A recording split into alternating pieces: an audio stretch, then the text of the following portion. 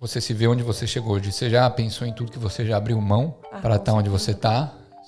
Com certeza. Na época do visto, eu acho que meio que foi esse um dos baques, sabe? Que tipo, cara, eu saí de casa com 17 anos, abri mão de qualquer conforto, sabe? Abri mão da minha família, abri mão de comida, abri mão do clima, abri mão dos meus amigos, abri mão de tanta coisa. Abri mão de experiência normal, de ir pra faculdade e ir pro barzinho. E, sabe? Não me arrependo absolutamente, porque eu acho que as escolhas que eu fiz foram as escolhas certas pra vida que eu quero ter. Sim. Mas não foi nada fácil, foi sabe? Sacrifício. Foi um sacrifício.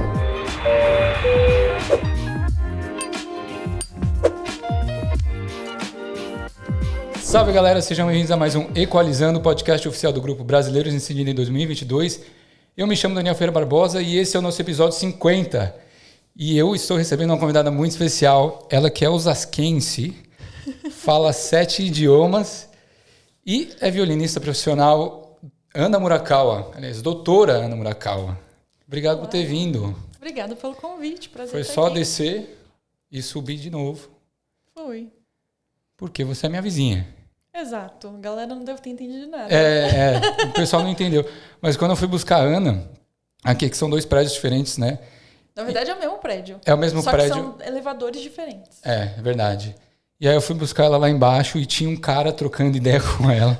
Ele viu ela com a case do violino e ficou trocando ideia com ela e eu esperando ela para entrar no meu elevador. Eu falei assim, vamos subir todo mundo junto? Aí o cara ia sair no 24º, ele saiu aqui no 35º, né? E ficou trocando ideia. Foi bem uns 20 minutos, viu? Não, foi, tranquilamente. Bem uns 20 minutos. Não, O cara só faltou chorar, gente. O cara, ele falou assim, não, porque gostava de violino e vocês gostavam do mesmo artista, alguma coisa assim, né? Ele falou que tocava sax, aí ele perguntou se eu conhecia o Miles Davis. Aí eu falei assim, conheço, claro, não sei das quantas. Não sei das quantas. E falou que vai colocar você para tocar na orquestra sinfônica, foi algo que ele falou? Foi. Mas aí ele também falou que ele não era bom de piada ou de sarcasmo. Aí a gente não estava entendendo se ele tava fazendo os comentários, aí do nada ele, não, eu não tenho senso de humor. Então se eu falo alguma coisa é porque é real. Foi legal. Foi simpático. Conheceu o vizinho. Gente boa. Nunca tinha visto o cara aí, ó. Gente boa. Se deixasse, a gente tava trocando ideia até agora. Se deixasse, trocava mesmo. Porque o cara tava muito emocionado. Ele tava empolgado. Acho que é porque, tipo assim, ele não conhecia pessoas que sabiam falar de música. E ele também falou que gosta muito de brasileiro, né? Uhum. Aí, ó. Alô, brasileiros, representando bem na Austrália. Obrigado por ter vindo no episódio 50. Obrigado, parabéns por chegar até aqui. Obrigado. Como é que você tá? Tá benzão? Tá com frio? Tô benzão, não. Tô de boa. Eu queria pedir para você se apresentar para o pessoal começar o episódio assim. Muita gente já se conhece. Eu já te conhecia antes da campanha que moveu todo mundo, mobilizou todo mundo para a questão do seu visto.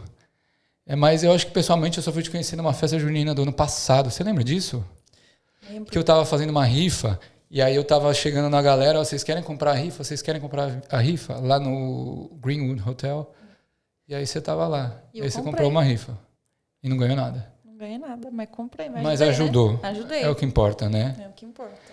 Mas e aí, quanto tempo que você está aqui na Austrália? Por que você veio? Um pouquinho da sua história. Bom, eu cheguei aqui na Austrália em 2016. Eu vim para cá para fazer meu PhD, meu doutorado. Meio na loucura, porque eu estava fazendo meu doutorado nos Estados Unidos, no Texas. Mas eu meio que desisti do Texas, queria encontrar um outro lugar, acabei vindo para a Austrália. A história é muito longa, então eu vi um pouco da sua história lá no Sim, é muita seu Instagram. coisa. Gente, a minha vida parece uma novela. Dá para fazer, né? Um livro, uma novela, por capítulo, assim. Muita coisa. Às vezes eu paro para pensar, parece que eu vivi várias vidas em uma, assim. Surreal. Muita coisa.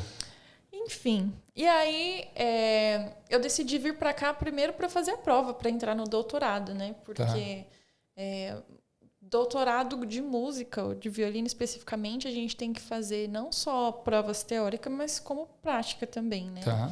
E também apresentar uma proposta de research, de pesquisa. E aí eu vim sem sem saber se ia dar certo ou não, mas Sim. com muita fé que ia acontecer. E acabou que eu passei no doutorado e comecei a estudar aqui, me apaixonei pela cidade. Você conhecia a gente aqui quando você veio? Não. Por que a Conheci Austrália, ninguém. assim, então? Então, o que aconteceu foi, eu estava estudando nos Estados Unidos, tinha estudado antes na Europa, e o que aconteceu nos Estados Unidos é uma coisa que até é um pouco difícil de falar, mas quando eu fui para o Texas, eu recebi uma bolsa de estudo, uma proposta de bolsa de estudos muito, muito boa. Então, eu recebia dinheiro da universidade. Eu era professora assistente da universidade. Eu tinha passado no concurso da orquestra da cidade. Eu meio que já estava no topo de onde eu podia chegar, isso no meu primeiro semestre. E apesar de eu estar muito grata, quando foi chegando no final do primeiro semestre, eu fui pensando, o que eu vou fazer aqui?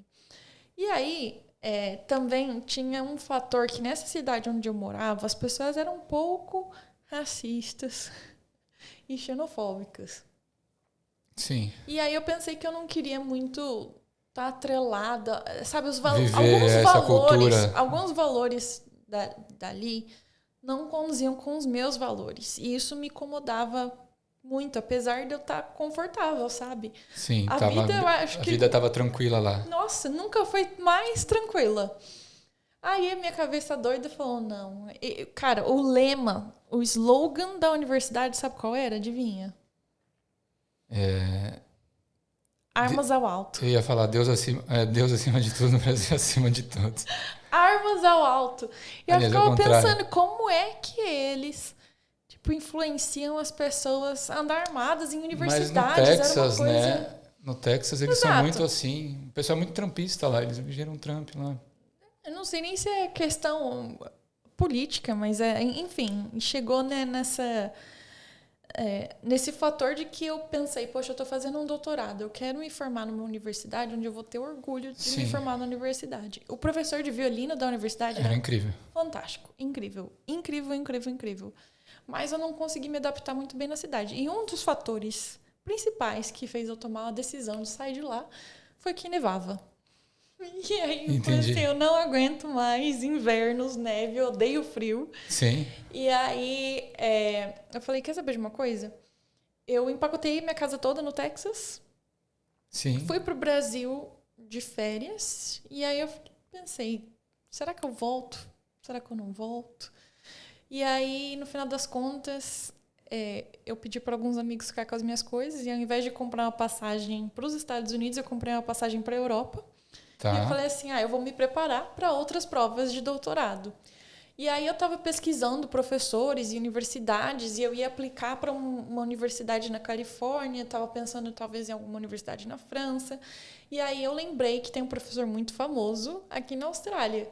E aí no final das contas eu pensei, poxa, adoro conhecer culturas novas, já estudei em 3 continentes diferentes, vamos botar um quarto ali. E aí eu pensei, eu acho que a Austrália tem um clima parecido com o do Brasil. E no final das contas, tudo meio que se alinhou. Nunca tinha pensado em vir para a Austrália, mas no final das contas, foi um clique. E aí acabou vindo para cá em 2016? Vim para cá em 2016. Tive que pedir uma grana emprestada, porque eu tive que devolver a minha bolsa de estudos. O que você falou para eles? Você falou, e foi no meio do doutorado? Foi no primeiro semestre. Imagina, eles, Porque eles estavam investindo em você, né? Eles te convidaram. Sim. E aí, como é que... Assim, olha... Eu falei, infelizmente, não é pra mim. Infelizmente, não vou poder voltar. E eu sei que o meu professor de violino não entendeu. Mas Entendi. Eu sei que... O reitor... Eu sei que, a maestrina não entendeu, sabe? Tiveram pessoas que ficaram magoadas, mas no final das contas eu fiquei pensando, poxa, eu não posso viver a minha vida com medo de magoar alguém por uma escolha que eu sei que vai ser melhor para mim no futuro, sabe? Sim, a minha intenção não era magoar ninguém. Lógico. Era mas você tem que se colocar em primeiro lugar, né? Pensar em alguma coisa, porque eu achei que eu ia meio que desaparecer ali. Eu sempre fui uma pessoa que gosta de desafios, ambiciosa. Sim. Eu vi que estava um pouco sufocadas também, sabe? Porque a cidade pequena, vim de São Paulo, então Sim. eu precisava de alguma coisa diferente. É a única pessoa de Osasco que fala 7 idiomas. Não sei se é um Provavelmente. não. É Osasco. O que você tá achando de Osasco, meu filho? Não fala nada não, hein? Quando eu penso em Osasco, eu penso no hot dog. Eu também, uai, mas lá em Osasco tem muita pessoa inteligente, tá, meu filho? Muita pessoa inteligente. Muitas pessoas inteligentes. Quando foi a última vez que você voltou pra lá? Eu acredito que foi no final de 2018. Final de 2018? Sim. Então, desde 2016, você tá aqui. Agora, completaram 6 anos agora, então. Eu acho que vai completar 6 anos. Se não Completar 6 anos de Austrália. Gente, já? Passa rápido, né? Quando você chegou aqui em abril? Eu cheguei aqui em abril, né? Por isso que eu pergunto. Ai, agora eu não vou lembrar o mês.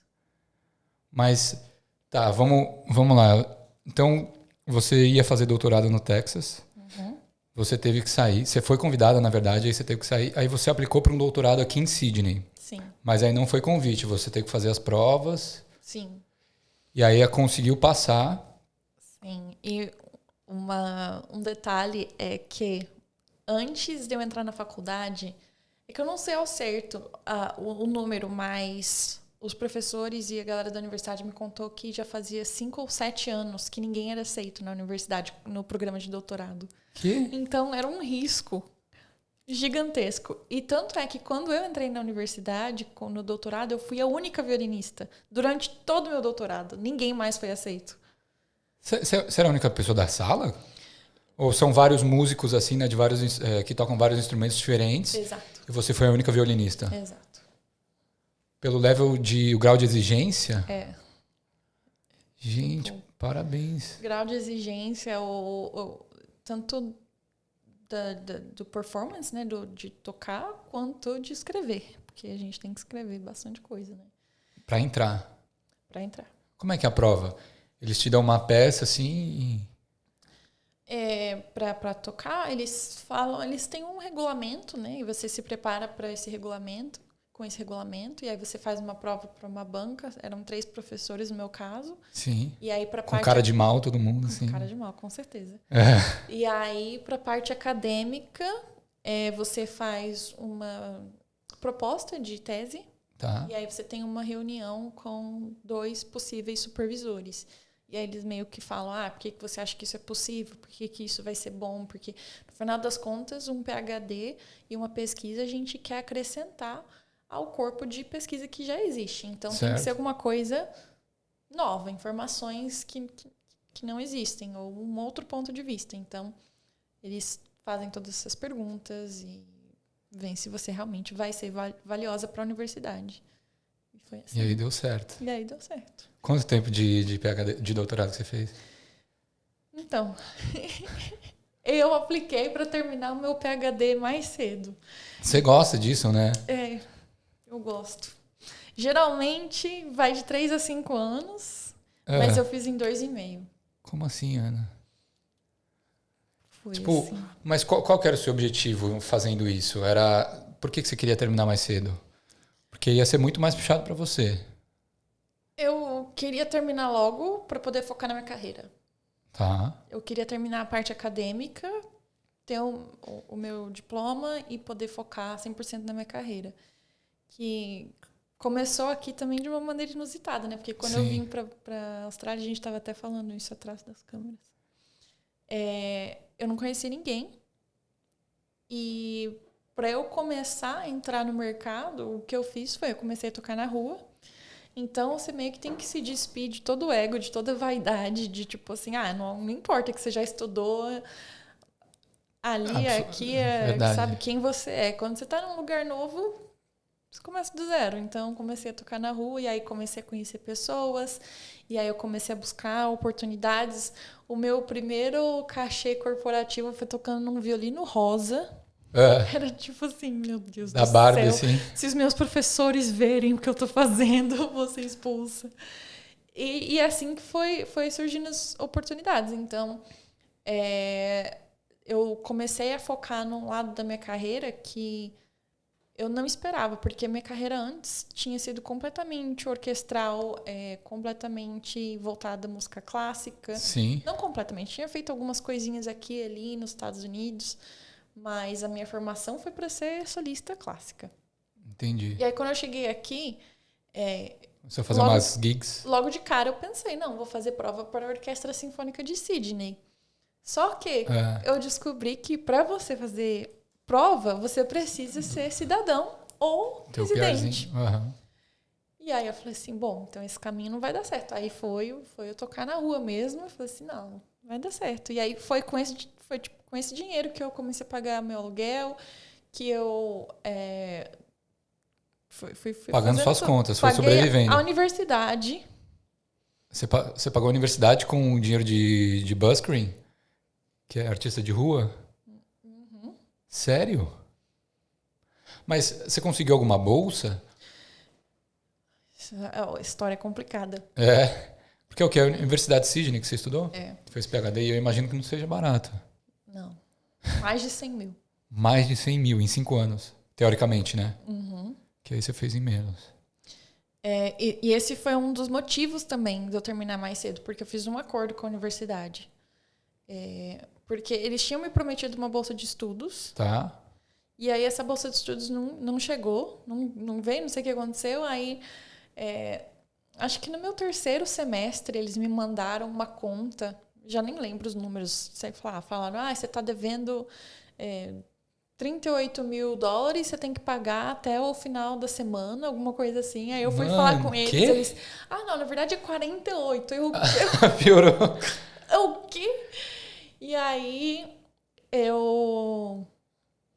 brasileira do jeito que sou, né? Falei assim, eu quero uma reunião com a reitora. Acordo. E aí, a reitora estava ocupada, mas a vice-reitora me atendeu. E aí eu falei, ai meu Deus do céu, Jesus, perdão pelo que eu... Deu um migué, falou assim, tá alguém na família passando mal, alguma coisa assim? Não, menino, eu cheguei com os números todos, eu cheguei com tudo lá, eu falei assim, olha só, eu estudei já aqui nessa universidade por 3 semestres, já investi tanto, não sei das quantas. Quando eu entrei na universidade, a bolsa que eles me deram, de um total de 100 mil. Mais de 100 mil, eles me deram 10 mil, 10 ou 15 mil. Tá. Aí eu falei assim, vocês já investiram esses, vamos dizer, 10 mil em mim. Se eu não terminar a faculdade, eu vou sair com esse dinheiro, vocês vão perder ranking, porque a universidade vai ter um aluno de doutorado de PhD que saiu da universidade. Sim. Na verdade, vai ser ruim para vocês em qualquer forma. Então, ou a gente faz um acordo... Ou eu vou fazer questão de contar pro mundo todo o que vocês fizeram comigo. Vocês me fizeram, ficar aqui na Austrália, aceitar o meu PhD, falaram que eu ia ter uma bolsa. Eu tô no meu 3º semestre, estou fazendo todo o trabalho, agora vocês me falam que do nada tem uma conta de 40 mil. E aí? Colocou os caras contra a parede. Coloquei contra a parede. Eu falei assim, e eu ainda falei, eu lembro de falar assim, não sei como que eu traduzo para o português. Eu falei assim, eu não quero nem saber com quem eu tenho que falar. Se eu tenho que falar com o reitor, com o presidente, com o papa. Mas que vocês vão resolver, isso é que vocês vão resolver. Saiu da sala, bateu a porta. Quase. E aí depois, por favor. Joga tudo pro alto e depois acaba. Bem assim. Oi. Então, me alterei um pouco. Mas meio que foi isso que eu fiz. E Deu um ultimato neles. Dei um ultimato. Falei assim, se eu não me formar, vai ser ruim pros 2 lados. Então, a gente tem que entrar num acordo, porque eu me formando vai ser bom pros 2 lados. Sim. Você vai levar o nome da universidade, né, contigo sempre. E tem toda a questão burocrática de universidade, a parte acadêmica, que ia ser bom para eles também, sabe? Tá. E aí foi o que aconteceu. E aí eu fui pagando meio que aos poucos. E aí a gente fez esse acordo também, que se eu terminar mais cedo, eu falei assim, não, eu termino mais cedo e aí eu tenho um desconto. Mas aí foram 2 anos e meio só estudando. Só estudando. E tocando na rua. Tocando na rua. Nossa. Você tinha uma rotina, assim? Você acordava? Quais dias você ia pra rua? Quando chovia, você fazia o quê? Todo dia, eu acho. Eu acho que eu tocava na rua todo dia. E como é que foi essa experiência? Foi boa até que foi ruim. Porque eu falei com o Rafa, sabe? O The Pianist. Eu troquei uma ideia com ele. E como foi? Tem lados positivos e negativos, né? Sim. Ele falou que já teve gente tentando roubar o dinheiro dele.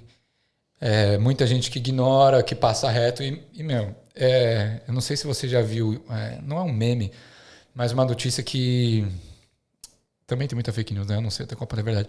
Mas um cara da orquestra sinfônica vai Joshua Bell. vai tocar no metrô, sei lá, ele consegue $20. Aí na mesma noite ele vai tocar... O Joshua Bell, na verdade, essa história é real. É real? O Joshua Bell é um dos maiores violinistas do mundo, e aí fizeram esse experimento.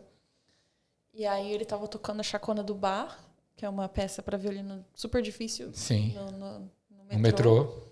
E aí na mesma noite ele foi tocar no Concert Hall, na sala de concertos. Isso é verdade. Você fala da importância, né, do ambiente que você está com certeza. inserido. E também a questão da apreciação, né?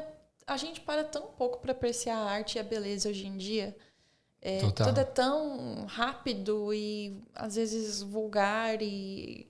Sabe, tipo, até essa conversa que a gente teve com um cara, tipo assim, quem é que ia dar atenção pra pessoa do nada, JP, um abraço pra ele. Com certeza ele não vai ver o podcast. Em português, com certeza não. Mas ele falou que tá aprendendo português. Tá aprendendo português, abraço pra ele. Português. Mas sabe, a gente tá num mundo tão... Vai, que... 2x, né? Que a gente não para pra perceber as nuances, sabe? A beleza, realmente. Foi muito legal ter tido essa experiência porque eu pude ver esses dois lados. Na verdade, tem muita gente que aprecia, mas tem gente que tem vergonha. Pode continuar. Covid? Não, eu já peguei Covid no Natal. Você teve Covid já? Você tá desconfiada? Se eu pegar Covid, vocês sabem já. Ai, meu Deus, eu preciso tomar minha quarta dose. Enfim. Tinha muita gente que parava para apreciar e conversava. Tinha gente que ignorava. Mas é normal, né? Tipo assim, você não pode esperar que todo mundo vá parar para te escutar. Agora eu tenho uma dica. Ah, é? Para quem quer fazer busking, para quem quer tocar na rua. Tá. É busking que fala? Busking. Ah, então tá. Aprendi agora. O que você falou? Buskering. Não, é busking. Busking, tá bom. Todo mundo pensa que os horários mais movimentados são os melhores horários. Sim. Mas existe um efeito psicológico que quando tem muitas pessoas, as pessoas acham que o próximo vai ajudar. E aí tira a responsabilidade delas. Eu nunca tinha pensado nisso.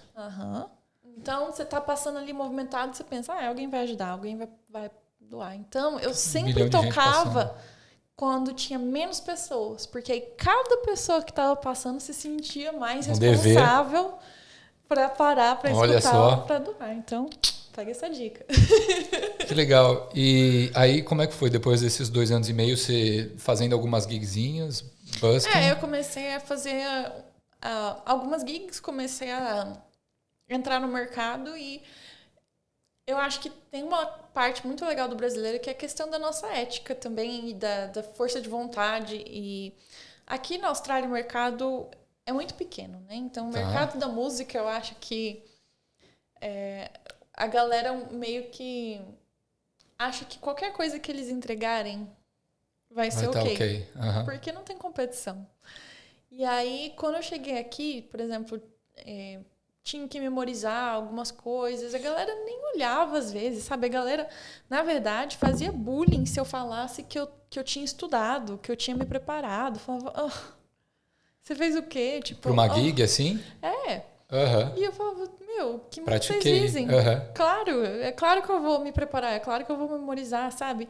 A galera meio que esnobava, fazia graça de música de casamento e eu falava, cara, não importa se já tocou essa música 1000 vezes, tipo assim, você tá ali, é aquela uma vez que importa para aquela pessoa que tá ali, sabe? Por que você faz música no final das contas, sabe? Sim. E aí eu acho que meio que essa mentalidade de querer fazer a coisa certa me ajudou e eu acho que as pessoas certas foram vendo que no final das contas você acaba sendo reliable, né? Como que é reliable em português? Responsável.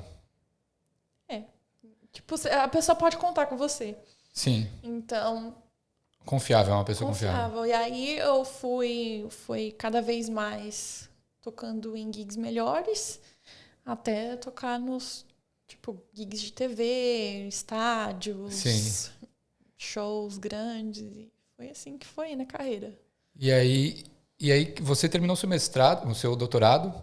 O seu doutorado, você estava falando que era sobre produtividade. Meu doutorado é sobre aprender como aprender. Então, o que aconteceu? Eu comecei a estudar violino com 13 anos de idade no Projeto Guri, lá em Osasco. E é uma idade considerada tarde se você quiser se tornar um músico profissional. E eu sempre meio que tive essa coisa um pouco na minha cabeça, sabe? Você achava que era tarde? Eu achava que eu estava competindo com uma criança... Que estava aqui, ó. Que começou a estudar aos 3 anos de idade. Entendi. E sabe que com 13 anos de idade já estava tocando em competição. Então, no final das contas, sim, tem uma verdade pro nível que eu queria atingir. Nunca é tarde para você começar a tocar. Você sempre pode começar a aprender. Sim. E aí, e realmente você pode fazer qualquer coisa. Eu conheço um cara no Brasil que começou a tocar com 26 anos de idade e estava tocando na Orquestra Sinfônica de São Paulo, sabe? Sério? Que incrível. Então, que demais. Assim, a gente coloca umas neuras assim, às vezes, na cabeça. Algumas gente se coloca, né? Algumas têm, tipo, a verdade realmente tem crianças que começaram a tocar com 3 anos de idade, com 13 anos de idade já tão virtuose. Mas isso não significa que você não pode começar. E aí eu tinha isso na minha cabeça. E aí, quando eu me dispus a fazer o meu doutorado, eu queria fazer sobre um tema que fosse realmente útil, que fosse ajudar as pessoas e que fosse me ajudar também. E o primeiro tema que eu sugeri, que foi o tema que eu entrei na universidade, eu ia falar sobre ouvido absoluto. Você tem ouvido absoluto? Eu tenho ouvido absoluto. Mentira. É verdade. Nossa, que top. Explica aí o que é ouvido absoluto. Ouvido absoluto, você me corrige se eu estiver errado, hein? Você consegue saber qual nota que está tocando quando toca uma corda, alguma coisa assim. Isso serve para qualquer instrumento? Sim. Então, se eu tocar eu vou fazer um teste depois, hein? Tá bom. Eu vou falar para você fechar o olho e falar assim, Ana, que nota é essa? Tá bom. Eu quero testar, mas que legal. Mas eu não entendi essa questão do doutorado. Você escolhe o tema que você faz? Não é que nem, tipo... você tem que fazer uma proposta de tese. Eu achei que você ia para aprender um curso lá, tipo um MBA. Eu fui para... Nossa, olha como sou ignorante. Por isso que é difícil de entrar também, que você tem que propor Você tem que propor uma parada que seja interessante para a universidade. Exato, entendeu? E por que você desistiu de fazer do ouvido absoluto? Então, porque, na verdade, com o ouvido absoluto, o que eu queria descobrir é se a gente nasce ou se a gente pode aprender. E aí, a minha pesquisa começou a ficar muito ambiciosa e eu queria muito fazer testes com ressonância magnética. Eu queria ver como é o cérebro de uma pessoa que tem ouvido absoluto. Tem e que não tem, e como que reage. Que legal. E aí, eles me pararam porque eles falaram, Ana, você não tem... Esses recursos. Esses recursos. É muito caro. E eles falaram, não, a gente ia ter que fazer uma parceria com a Universidade de Medicina, com a Universidade de Neurologia, muito caro. Incrível, ia ser muito top. Ia ser muito top, né? E aí, fui boicotada aí por causa que ia ficar muito caro. Cortaram as asas da Ana. Cortaram as minhas asas. E aí eu tive que escolher um outro tema. E aí eu escolhi aprender como aprender, porque eu pensei, poxa, como é que eu posso estudar de uma maneira mais eficaz, mais eficiente, para eu aprender mais em menos tempo? Então é isso que eu queria que é interessante descobrir. Também. Exato. Muito e bacana. foi isso que eu comecei a pesquisar. Mas tem sempre o viés da música nesse tema. Claro. Tudo que eu fiz na minha universidade se aplica para várias coisas. Sim. Se aplica para tudo, para aprender idioma, para aprender qualquer coisa. Sim. Mas eu tinha os exemplos eram todos musicais, todos aplicados ao estudo do violino. Que legal. E você acha que durante esse seu tempo de violino você estuda da forma certa? Hoje em dia, muito, muito mais. Eu comecei a aprender piano, acho que faz uns 5 dias. 5 dias? Você começou a tocar piano? Acho que deve fazer uns 5 dias. Não faz nem uma semana. Já sabe tocar Já tô mandando mó bem. É? Mentira. Ah, Tô mas, mandando pô, mó bem, mas eu fiquei impressionada comigo mesma. mas quais são os erros assim que as pessoas cometem ao tentar aprender alguma coisa? Ou quais dicas que você dá para as pessoas tentarem aprender alguma coisa? É complexo e ao mesmo tempo é simples. Tá.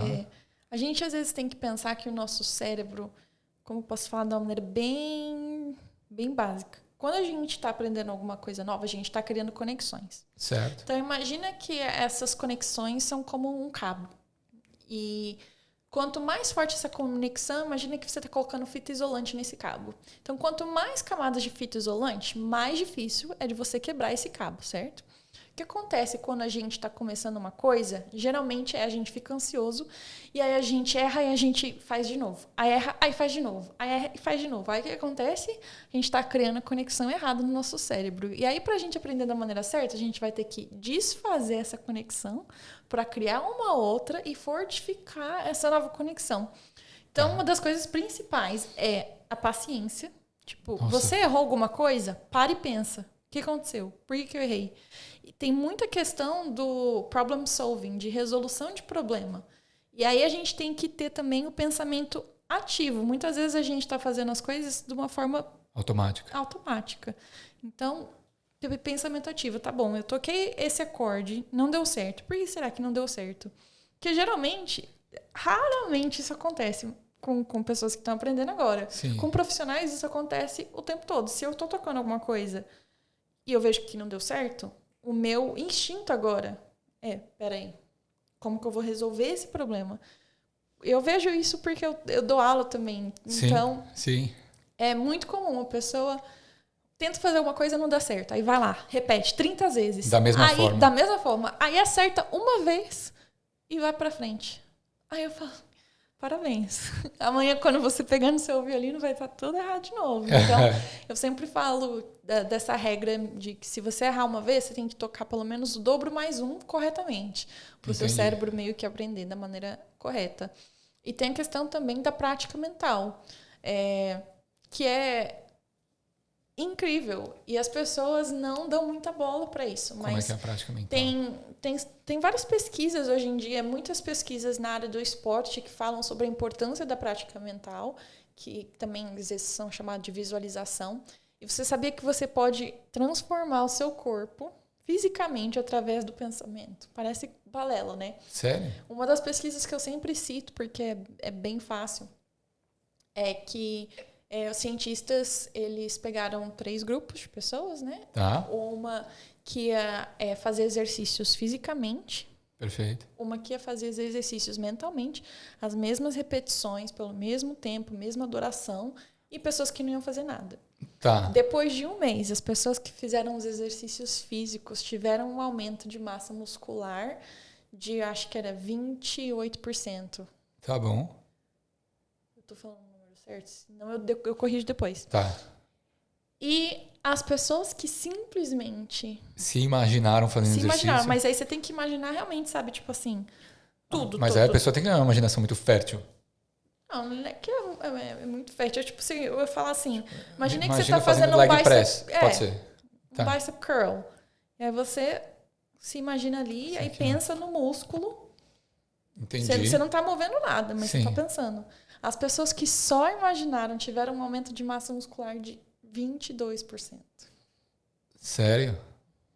Porque os nossos cérebros, às vezes, não conseguem distinguir o que é real, o que é pensamento. Imaginário. Então, quando a gente está querendo aprender alguma coisa, por isso que eu tô falando, é muito importante a gente parar e pensar. Primeiro tem a ideia musical, primeiro tem a ideia do que você quer na sua mente e depois a gente vai até lá. Acontece muito frequentemente, por exemplo, no violino, as pessoas querem tocar uma música com a técnica que elas têm agora. Tá. E eu sempre falo que é o contrário. Você tem que ter a ideia musical primeiro, e aí a gente vai elevar a sua Desenvolvendo a técnica até você chegar lá. Então, tem muita coisa na pesquisa. Que A mesma legal. coisa com idiomas. Muito interessante. Com idiomas, a mesma coisa. Quantas pessoas não aprendem coisas que não tem nada a ver com a vida delas?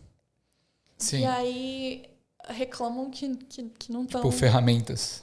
falando, de sabe? trabalho. Tipo, eu sempre falo, se você quer aprender um idioma, aprende primeiro o seu vocabulário imediato. Perfeito. Então, do dia a dia. quais são as 100 palavras que você mais usa? E aí começa a desenvolver dali, sabe? Aí começa, aprende a construção básica de uma frase, no presente, no passado e no futuro. Usa aí, sabe? Quando eu comecei a aprender os idiomas, quando eu começo a aprender o idioma, você fala na língua do Tarzan. Sim, Mas sim, a questão, nesse caso, é usar o vocabulário que você tem. Porque, o máximo que você pode. Querendo ou não, a gente tem a curva do aprendizado e a curva do esquecimento.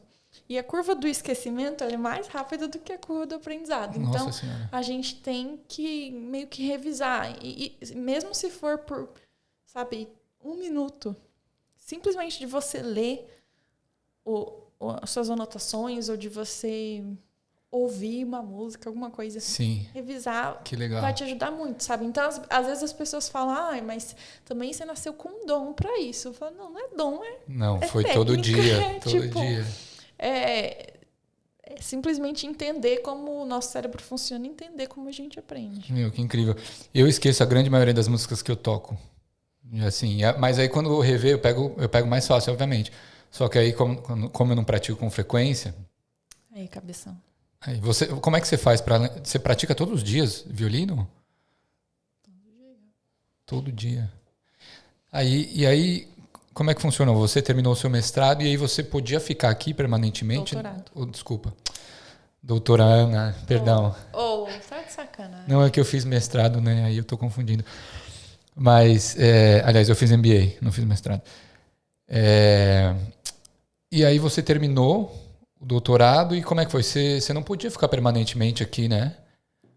Não. O que acontece é que antes de terminar o doutorado, eu já tinha feito algumas pesquisas, tinha conversado com alguns advogados para saber o que eu podia fazer. Porque você queria ficar aqui.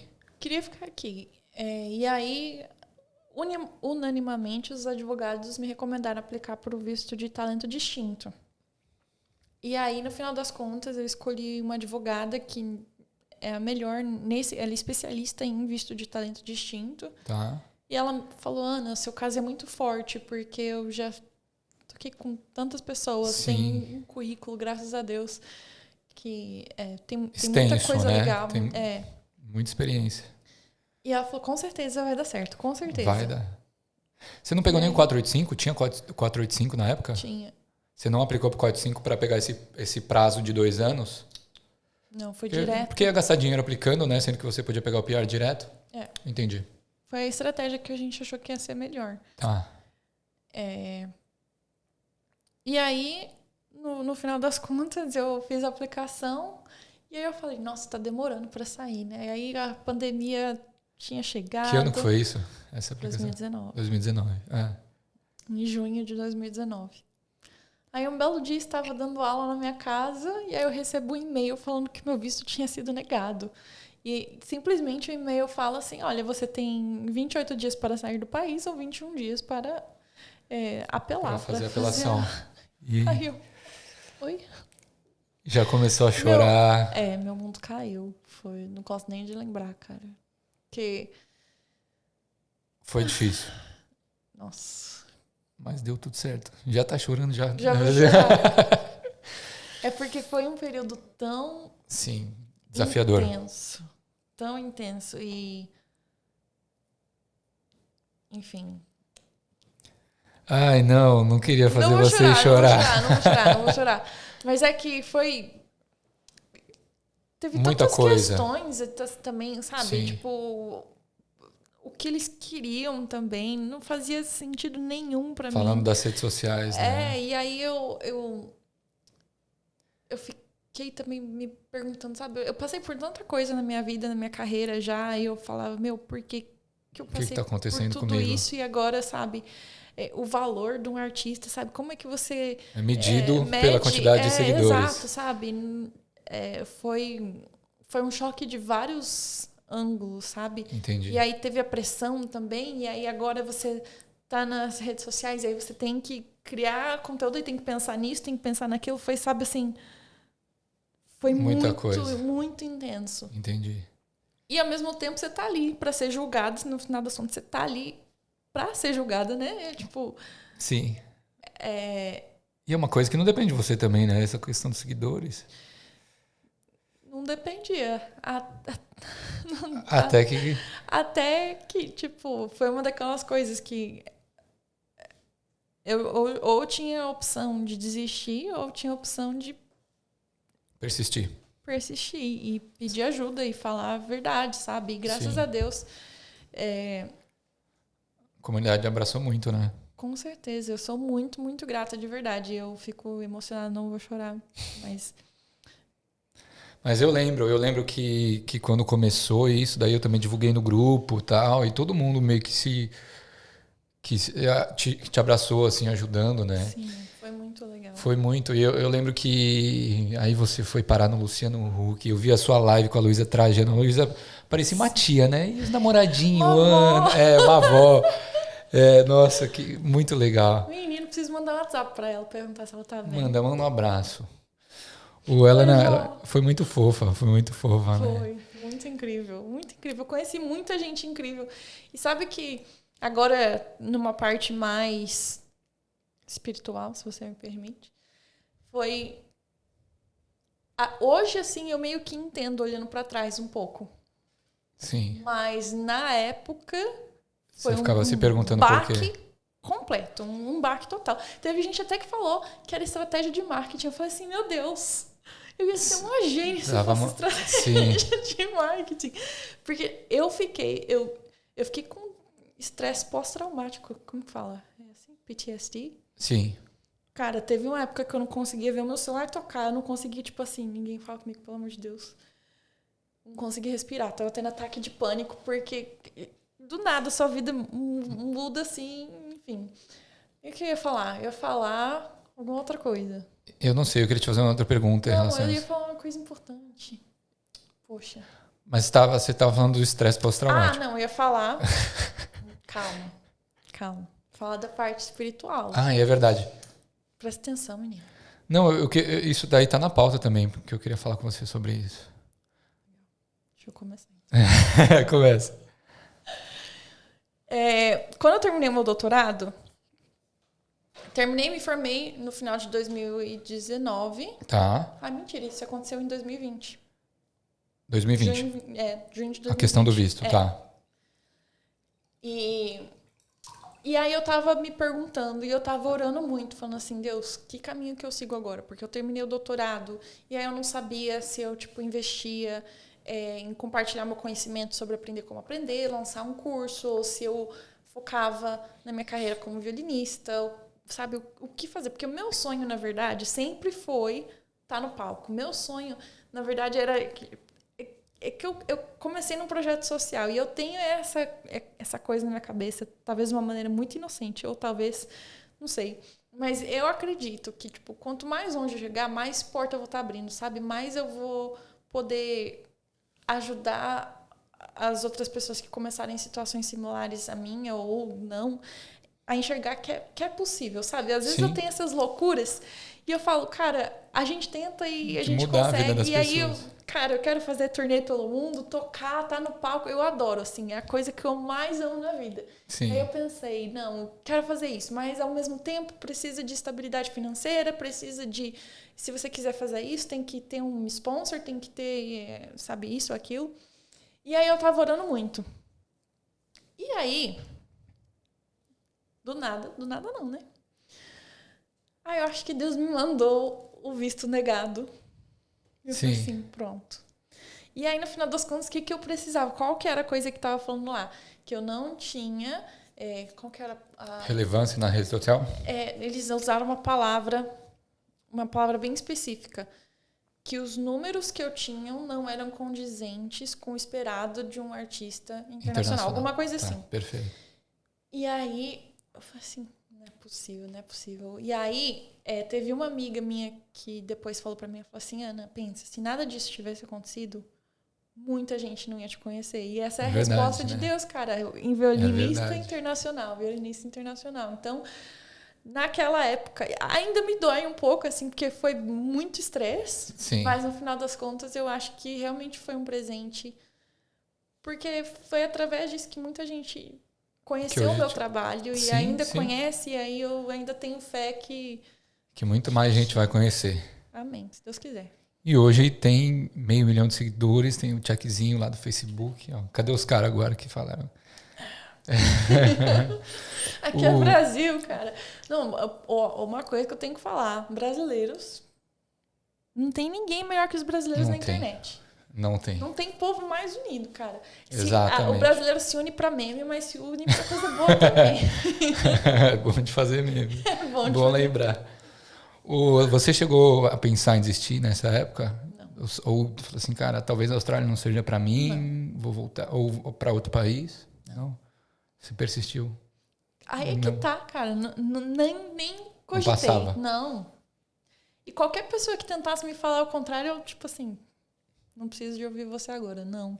Olha que legal. Não sei, é uma força, era uma coisa que... Às vezes eu tenho esses moods, assim, esses estados onde é que, tipo assim, vai. Só tem um caminho só. Só tem um caminho. É o plano A, porque vai ser... Exato. Que foda. É uma fé tão Sim. grande. Porque, cara, imagina se eu falar assim, ó, você tem 21 dias pra conseguir 500 mil de seguidores.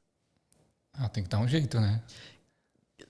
Cara, tem tanta gente que falou pra mim que, tipo assim, não ia ter nem tentado. E no meu coração, eu tinha uma fé tão grande que é inexplicável. Sim. É inexplicável. Então, em nenhum momento eu pensei em desistir. E tem gente maldosa na internet também, mas, olha, falar a verdade, eu acho que eu fui muito sortuda, porque as pessoas que me seguem, cara, eu sinto um amor, e eu sempre falo para as pessoas, muito obrigada pelo apoio, pelo carinho, porque eu sinto, sabe, uma coisa muito boa. E eu acho que, sei lá, eu tento transmitir algo bom e eu recebo realmente algo bom. É raro eu ter hater. Muito raro. Sim. Então, obrigada. E o que mudou na sua vida do antes e depois dessa campanha, dessa mobilização? Mudou alguma coisa? Porque o número de seguidores é só um número, né? Mas no seu dia a dia... Não é não, viu? Não é? Não, é que você ganhou... Não, é melhor você responder, né? Porque... Não é não. Na verdade, quando você meio que entra nesse mundo, você entende que as pessoas... É meio que uma moeda hoje em dia. Entendi. As pessoas utilizam disso para chegar mais longe, para você ter atenção. A indústria da arte, da música, várias indústrias hoje em dia, para você ter relevância, meio que... Tem que ter número. Tem que ter esse negócio de um número. É uma coisa doentia, não é uma coisa que eu concorde, mas é uma coisa que eu vi que existe. Que é como funciona. Quando alguém tá te conhecendo, se ela não sabe quem você é, às vezes te trata que nem nada. Mas já viu seu Instagram com 500 mil e fala assim, nossa... Então, tem uma coisa diferente, sabe? Sim. Na minha vida pessoal, eu acho que nada, assim, mudou, porque eu continuo sendo eu mesma.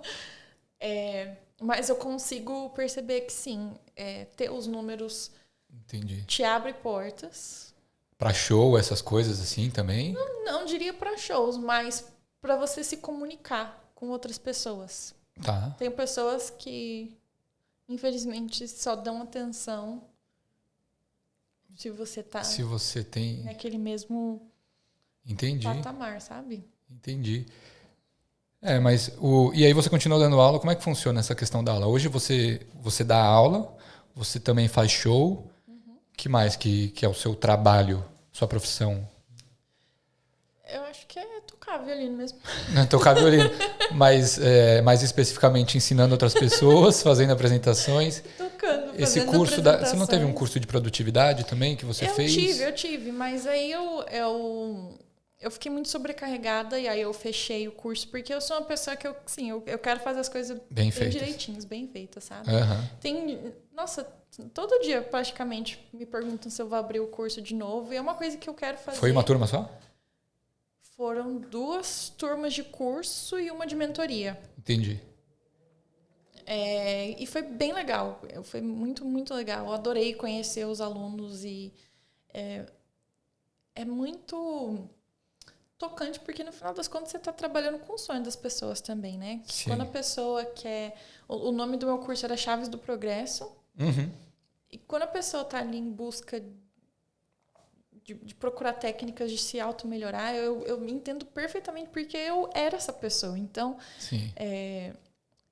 Eu entendo como você tá buscando por informações. E hoje em dia, o que não falta é informação. Só que a gente não sabe em quem confiar, né? Porque tem tanta, é o excesso de informação, Exato. né? Hoje mesmo eu postei um negócio no Instagram que eu tava falando sobre sonhos, né? Que eu falei pros meus seguidores que eu sonho muito. Mas muito, assim. É? Tipo, menino, dava pra escrever um filme a cada por dia. Porque é muito sonho. Você tem dicionário de sonho? Minha mãe tinha um dicionário de Eu sonho. não tenho dicionário de sonho, não. Então eu vou te dar um. Não sei se Porque aí presta. mas aí você sonha com alguma coisa assim, você vê o que significa. Mas presta? Quem que escreveu? Ah, A não sei. cabeça científica aqui, meu filho. Então, na real, não sei. Minha mãe, ela tinha um que ficava do lado do banheiro, assim, aí quando ia fazer o número 2, você pegava assim, sonhei com ele. Isso não é coisa que se falha, menino. Oh, meu Deus. Minha mãe acredita nesses negócios de sonho, assim, sonhou com uma árvore, significa que tá gerando frutos na sua vida. Bom, Freud falava muito sobre sonhos.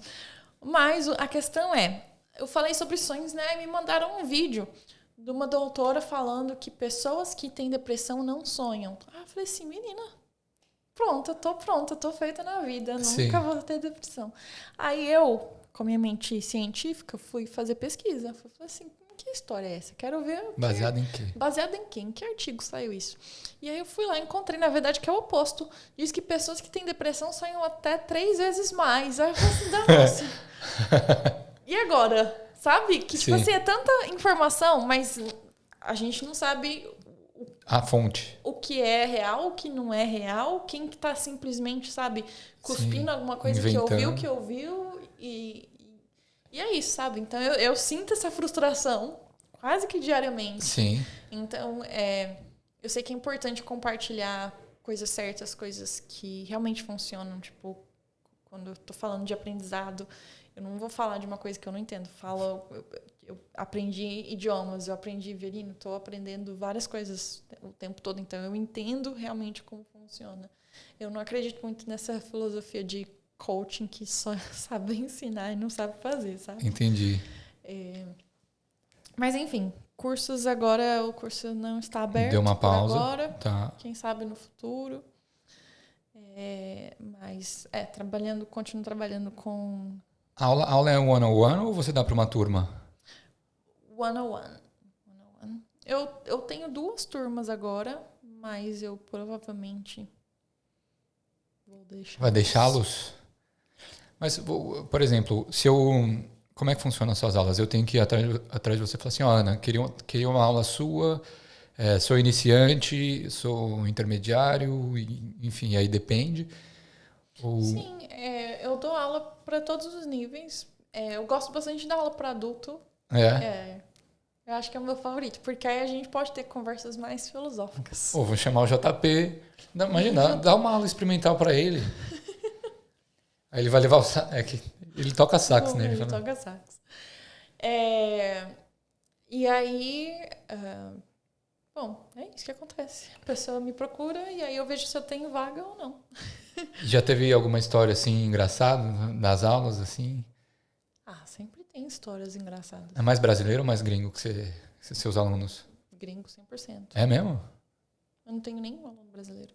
Sério? Vou fazer aula com você. Acho o violino muito bonito.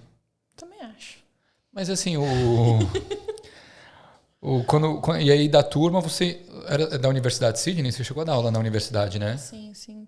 Eu ainda dou aula lá tecnicamente, mas lá na Universidade de Sydney eu posso meio que escolher a minha carga horária. Entendi. E agora eu tô... Na verdade, meu coração mesmo... Eu não gosto de falar muito dos meus planos, né? Mas o que eu quero fazer mesmo é investir mais na minha carreira. Sua carreira. Tocando, gravando. Tava falando com uma amiga minha que eu tô pensando em lançar meu CD, porque faz um tempão que eu tô pra gravar o resto do CD do Obrigada, né? Mas, cara, aqui gravar é muito caro. Aí eu falei assim, não, vou fazer a pré-venda. Sim. E aí, com o dinheiro da pré-venda, eu gravo o álbum. Você levanta uma grana. Fiquem atentos. Talvez eu faça isso. Então, eu quero investir mais na minha carreira mesmo performer, sabe? De artista. Sim, de artista. E como é que funcionam esses vídeos? Eu vi no seu canal do YouTube, você tem alguns vídeos. Você foi no estúdio, você teve que chamar... Tem alguns que você faz no parque, né? Em alguns lugares abertos. Você tem que... É uma parceria que você faz com um cara que filma. Às vezes tem um violão nada, por trás. Tem que pagar. Você banca eles. E aí você coloca no seu YouTube como repertório. Como portfólio. Sim. É basicamente assim que funciona? E você tem umas parcerias também com uma loira que cantou... Sim. Tem as collabs. É uma collab, né? Sim. Essa collab foi com a Samantha Jade. Ela é muito famosa aqui na Austrália. Ela participou do X Factor. Ela é atriz. Isso foi na época do visto, né? Foi. Eu fiz parceria com a família Lima. Fiz parceria com alguns outros artistas australianos. Então, isso é uma coisa que eu quero continuar fazendo, sabe? Entendi. Também apresentando o violino para diferentes gêneros. Como fala gênero? Gêneros. Boa, garoto. Apresentar o violino para diferentes gêneros musicais. Sim. Tanto é que foi por isso que eu gravei Evidências no Violino. Eu vi, porque todo show. mundo falava, não, mas violino é só de música clássica. Besteira. Violino é coisa de rico. Não, então Besteira. eu já quis meio que cortar por ali e falar, não, né, violino é o que a gente quiser que seja. Exato. Até porque o violino é seu também. O violino Exato. é meu também. Paguei. E eu realmente tenho esse desejo no coração de apresentar de disseminar, a música, o violino, a arte, a beleza, sabe? Para mais pessoas. E, cara, música, quem vive sem música, sabe? E eu acredito, na verdade... É cientificamente comprovado, né? Que quanto mais a gente vê ou escuta uma coisa, mais a gente gosta daquilo. A gente meio que fica desensibilizado e vai na onda, né? Então, quanto mais violino a gente tiver... Repetição. Mais as pessoas vão gostar. Tem tanta gente que falou pra mim que, tipo, nunca tinha ouvido violino antes e agora ama. Ou eu tenho uma amiga minha que falou que ela começou a tocar... O meu álbum de Natal. E eu vi também, ficou legal. Aí a mãe dela falou assim, que barulho velho é esse?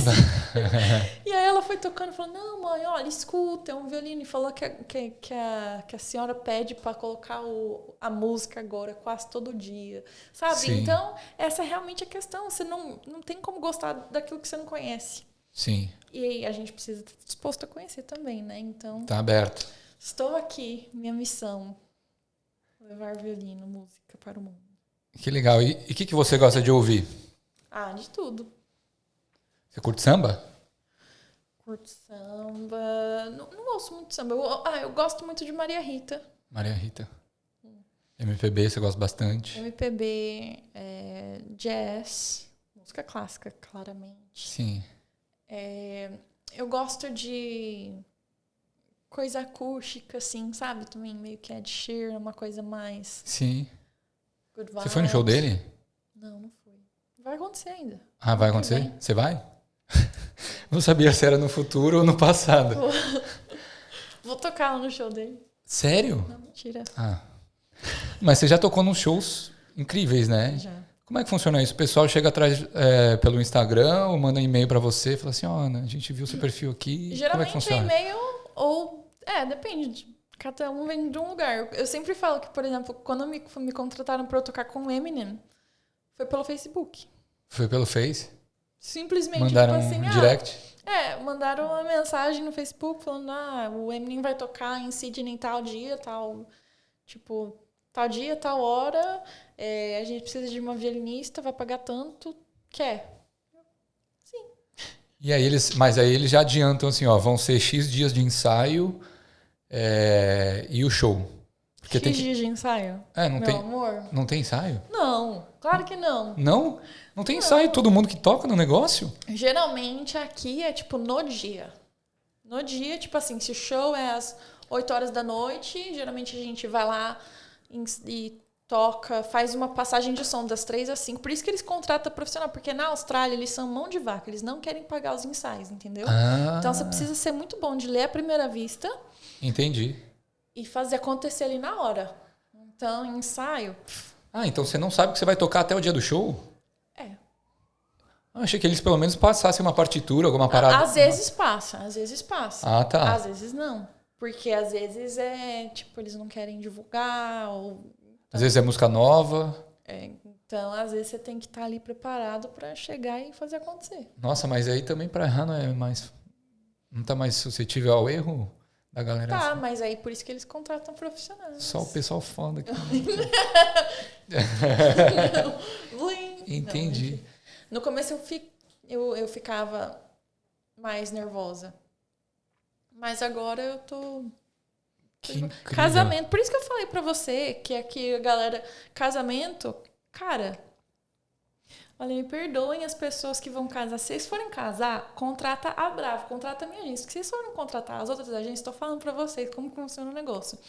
Sabe como funciona? Você tem uma agência? Tenho. Depois a gente fala sobre isso. Como funciona? Funciona assim. Me manda mensagem. Eu posso até mostrar a mensagem depois. Casamento em tal lugar, tal horário, paga tanto. Pode ir? Posso. Você chega lá, decide na hora que vai tocar. E lê a primeira vista. Se errar, errou. Tipo assim, é um descaso. Tipo assim. Mas qual que seria o cenário ideal pra você? Pelo menos falar, olha, essas vão ser as músicas, essa é a partitura. Entendi. A gente sabe, tipo, vai ter um ensaio, não vai ter um ensaio. Poxa, se prepara bastante pra gente. Chega lá um pouquinho mais cedo.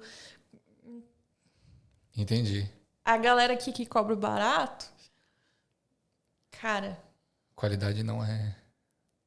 Não, eu não vou falar mal dos meus colegas, né? Sim. Tipo assim, a galera faz acontecer, mas é num nível de estresse desnecessário. Às vezes não dá bom. Às vezes a partitura ali não encaixa. Às vezes, tipo assim, se uma pessoa erra, às vezes é efeito dominó. Sabe? Coisa que não precisava acontecer. Se você... Vários músicos desentrosados, aí fica feio, né? Sabe? Eu tava falando com uma amiga minha, incrível cellista, incrível. E ela falou que ela tocou num casamento que ela ficou com vergonha, porque a pessoa que tava organizando o casamento foi tão desorganizada, que no final das contas meio que reflete no músico, né? Sim. Tipo, sim. Enfim. Então, entendi. paga um pouquinho a mais pra ter a coisa uma paradinha melhor. Com certeza. Entendi. Em quais lugares que você já tocou que você fala assim, não acredito que eu tô tocando aqui? E com quais artistas além do Eminem? Olha, por mais clichê que isso soe, cada apresentação pra mim é tipo... Mano. Meu Deus. É sério. Muito clichê, mas toda vez que eu tô no palco eu falo, obrigado, Senhor. Tipo, é muito... Gratificante. É muito, eu adoro demais. Mas, claro, tem os teatros icônicos, tipo Sala São Paulo, Teatro Municipal, você foi já?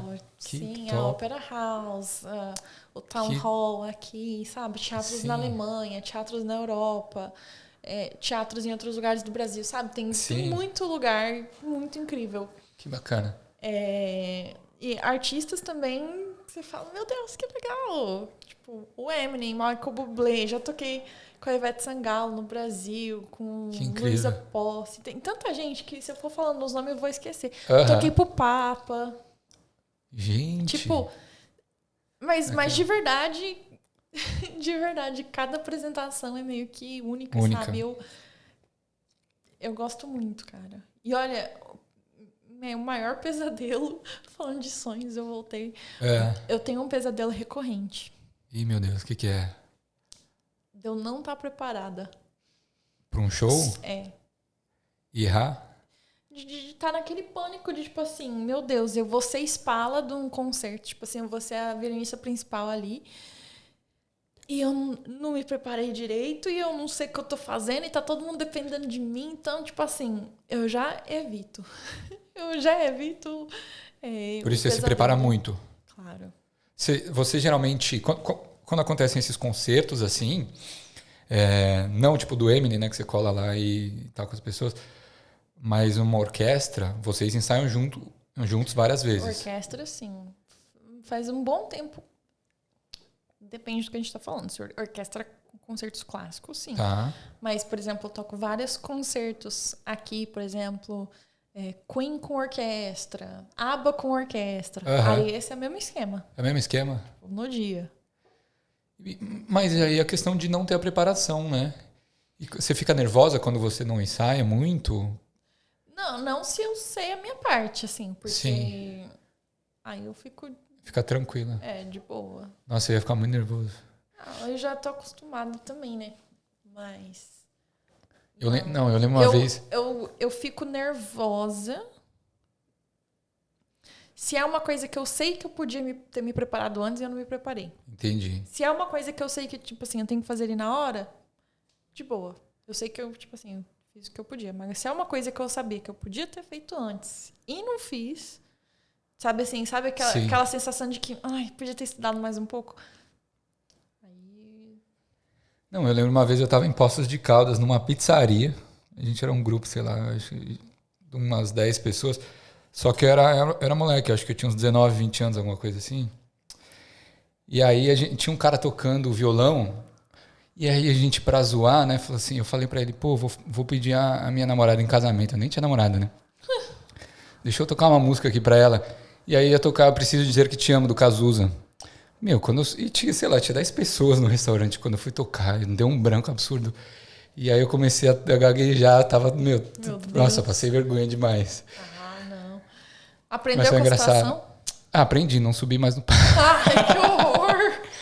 Não, é que eu nunca fui músico, né? Eu toco por tocar. Às vezes eu toco aqui no podcast quando o pessoal vê e tal. Mas a apresentação foi o quê? Show de talento da escola, com uma bandinha. Começa assim. Esse negócio aí também, mas... Às vezes, eu lembro que na faculdade eu fiz Mackenzie, né? Toda sexta-feira tinha meio que Você fez faculdade de quê? ADM. Tinha um palco. Aquela lá que você não sabe o que você quer fazer da vida, né? Exato, preciso. Eu tô ouvindo muito stand-up comedy. Muito stand-up, né, no português? Sim. Os caras zoam muito a galera de ADM. Que faz ADM, E a galera de engenharia também. O pessoal que vira Uber, né? Exato. Uhum. Nossa, eu tô ouvindo muito. Quem que você ouve? A Afonso Padilha. Ele é engraçado. Renato Albani? Renato Albani. Uhum. Tem um cara novo que eu conheci agora que fala Dali Boy. Esse daí eu não conheço.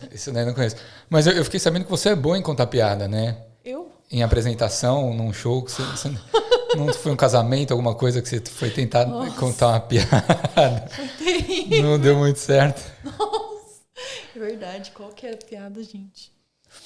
Eu lembro. Conta aí pra gente. Gente, foi muito mico. Meu pai me zoou até. Não, eu fico imaginando sua cara assim, querendo se esconder. Gente, eu fui tocar numa apresentação que era um jantar para pessoas muito ricas, numa mansão muito rica. Eu lembro, tava. E aí,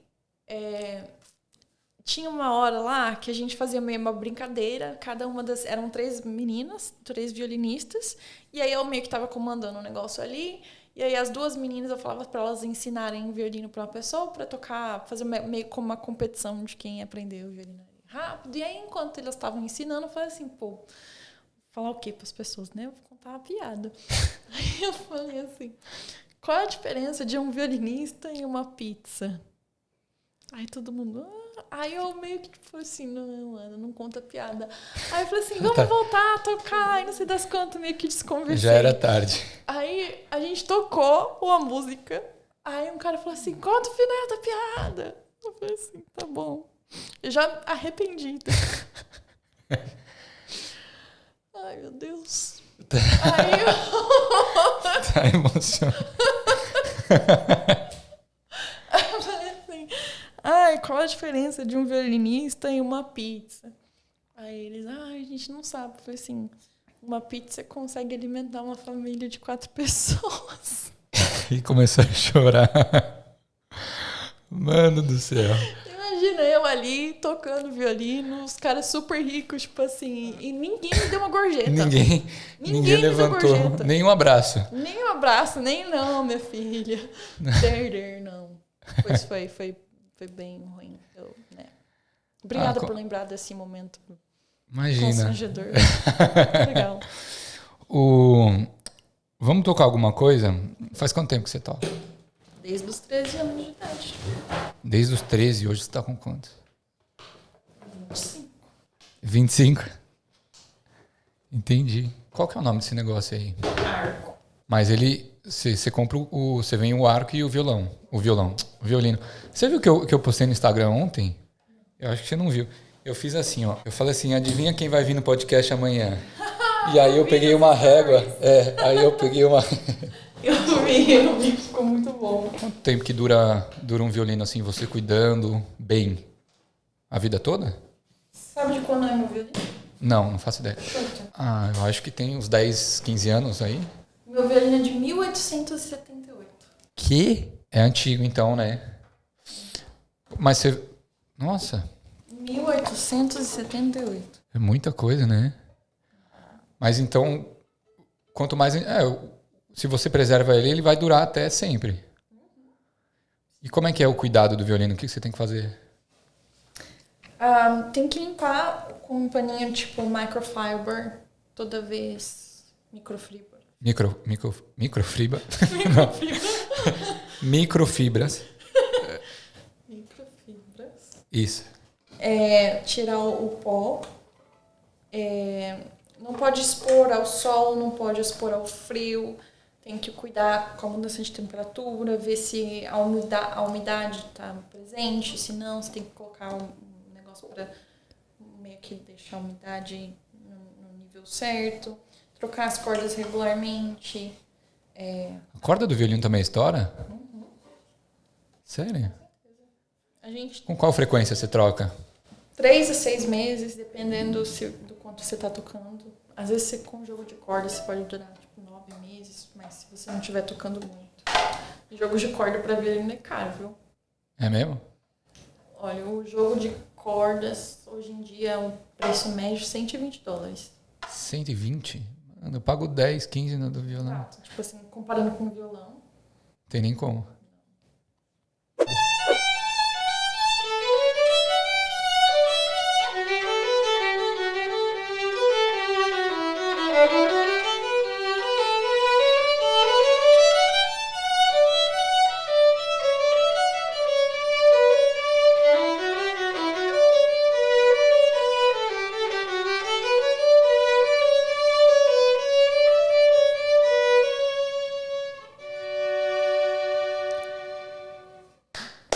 Essa música é linda.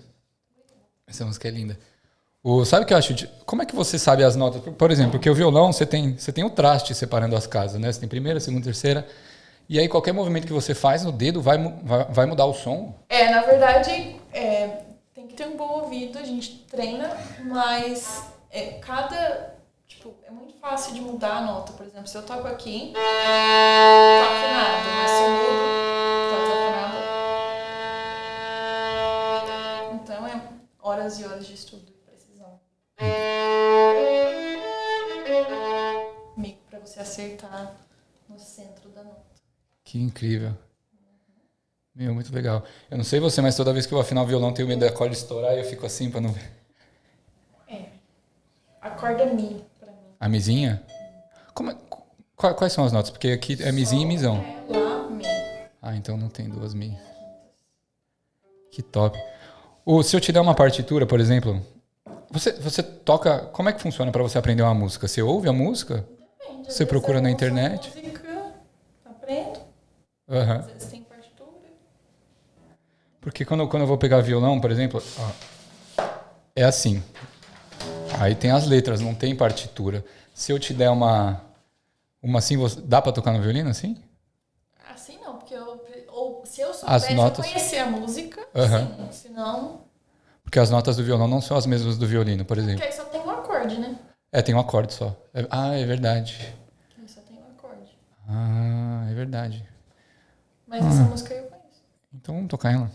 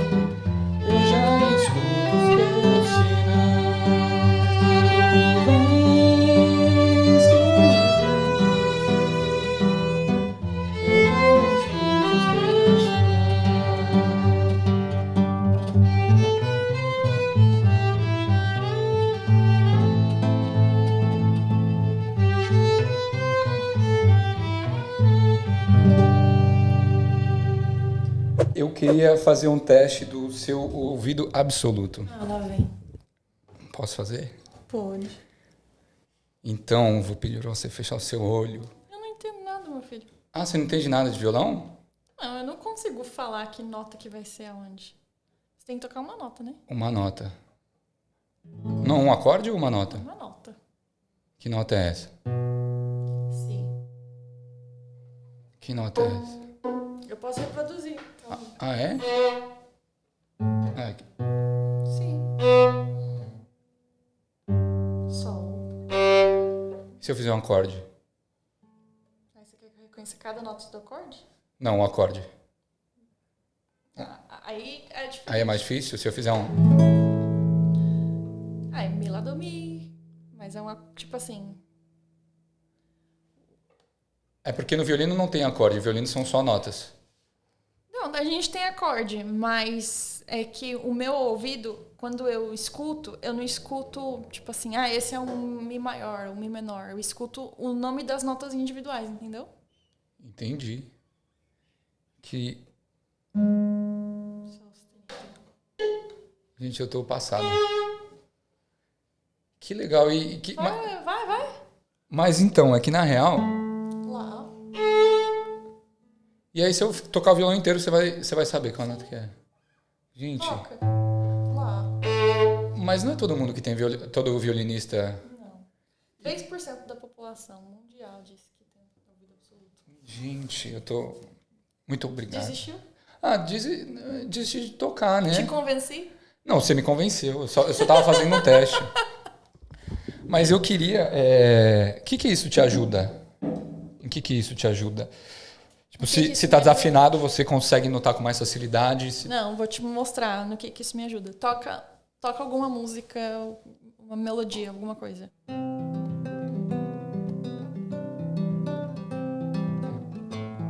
Ok, pode deixar.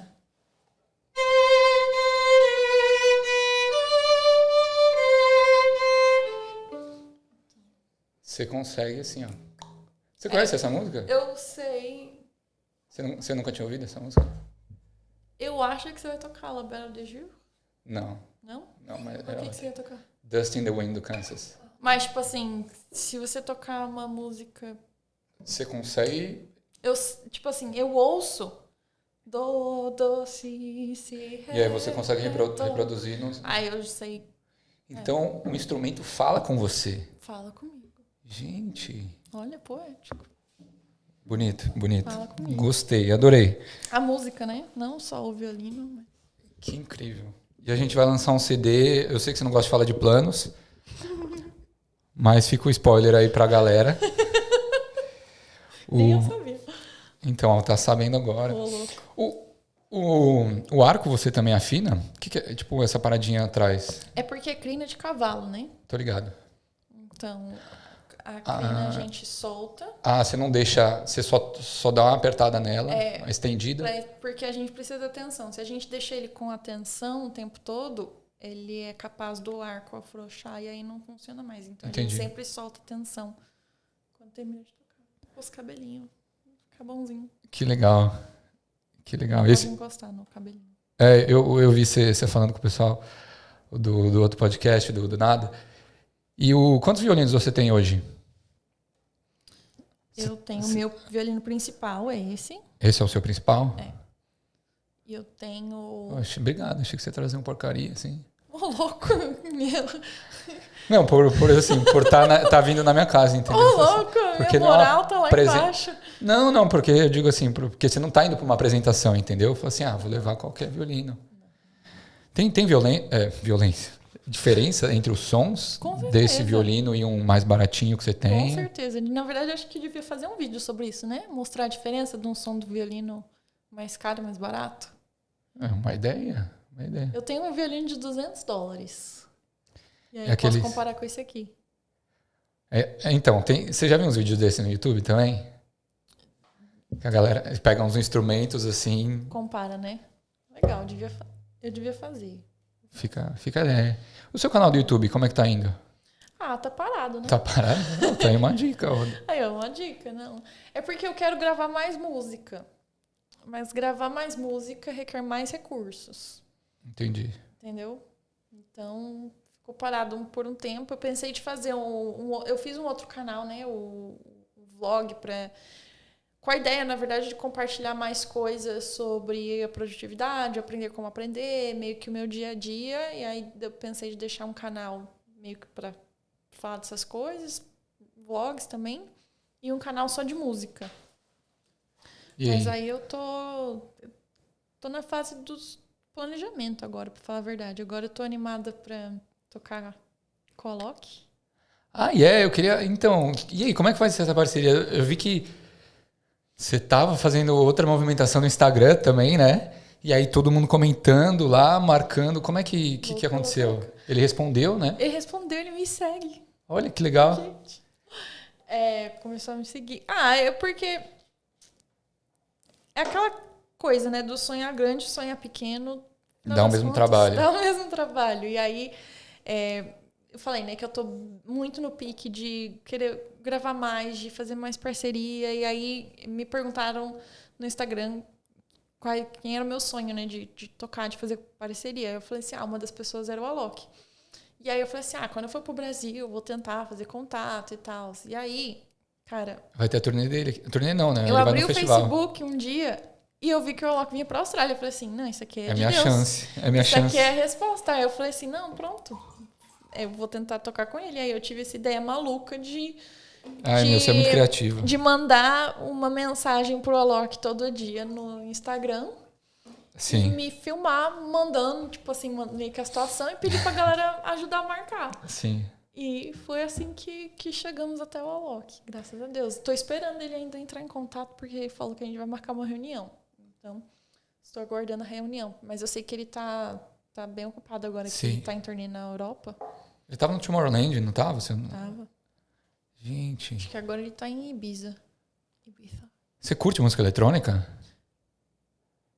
Cara, é muito engraçado, porque a minha mãe era muito do techno, da música eletrônica. Então eu cresci escutando música eletrônica. E eu gosto muito do estilo do Alok, assim. Tipo Tiesto, assim, que ela ouvia, David Guetta. Ela ouvia Lasgo.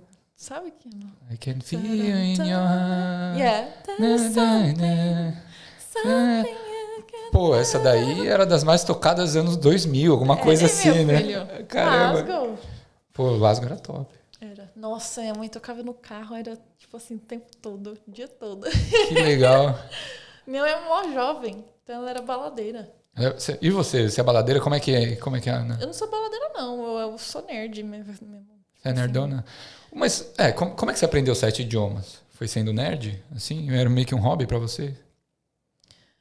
Você é mais nerd de filme? Ou nerd não, mais nerd de estudar mesmo. De gostar de estudar. Então, se é uma parada que você quer aprender, você vai... De gostar de estudar, de gostar de conversar sobre assuntos diferentes. E eu nunca fui muito festeira, não. Não? Porque eu fui pra Bulgária com 17 anos, né? E a minha vida na Bulgária... Tipo... Nossa! Minha vida na Bulgária não foi nada... Tipo assim, eu não tive uma adolescência normal. Sim.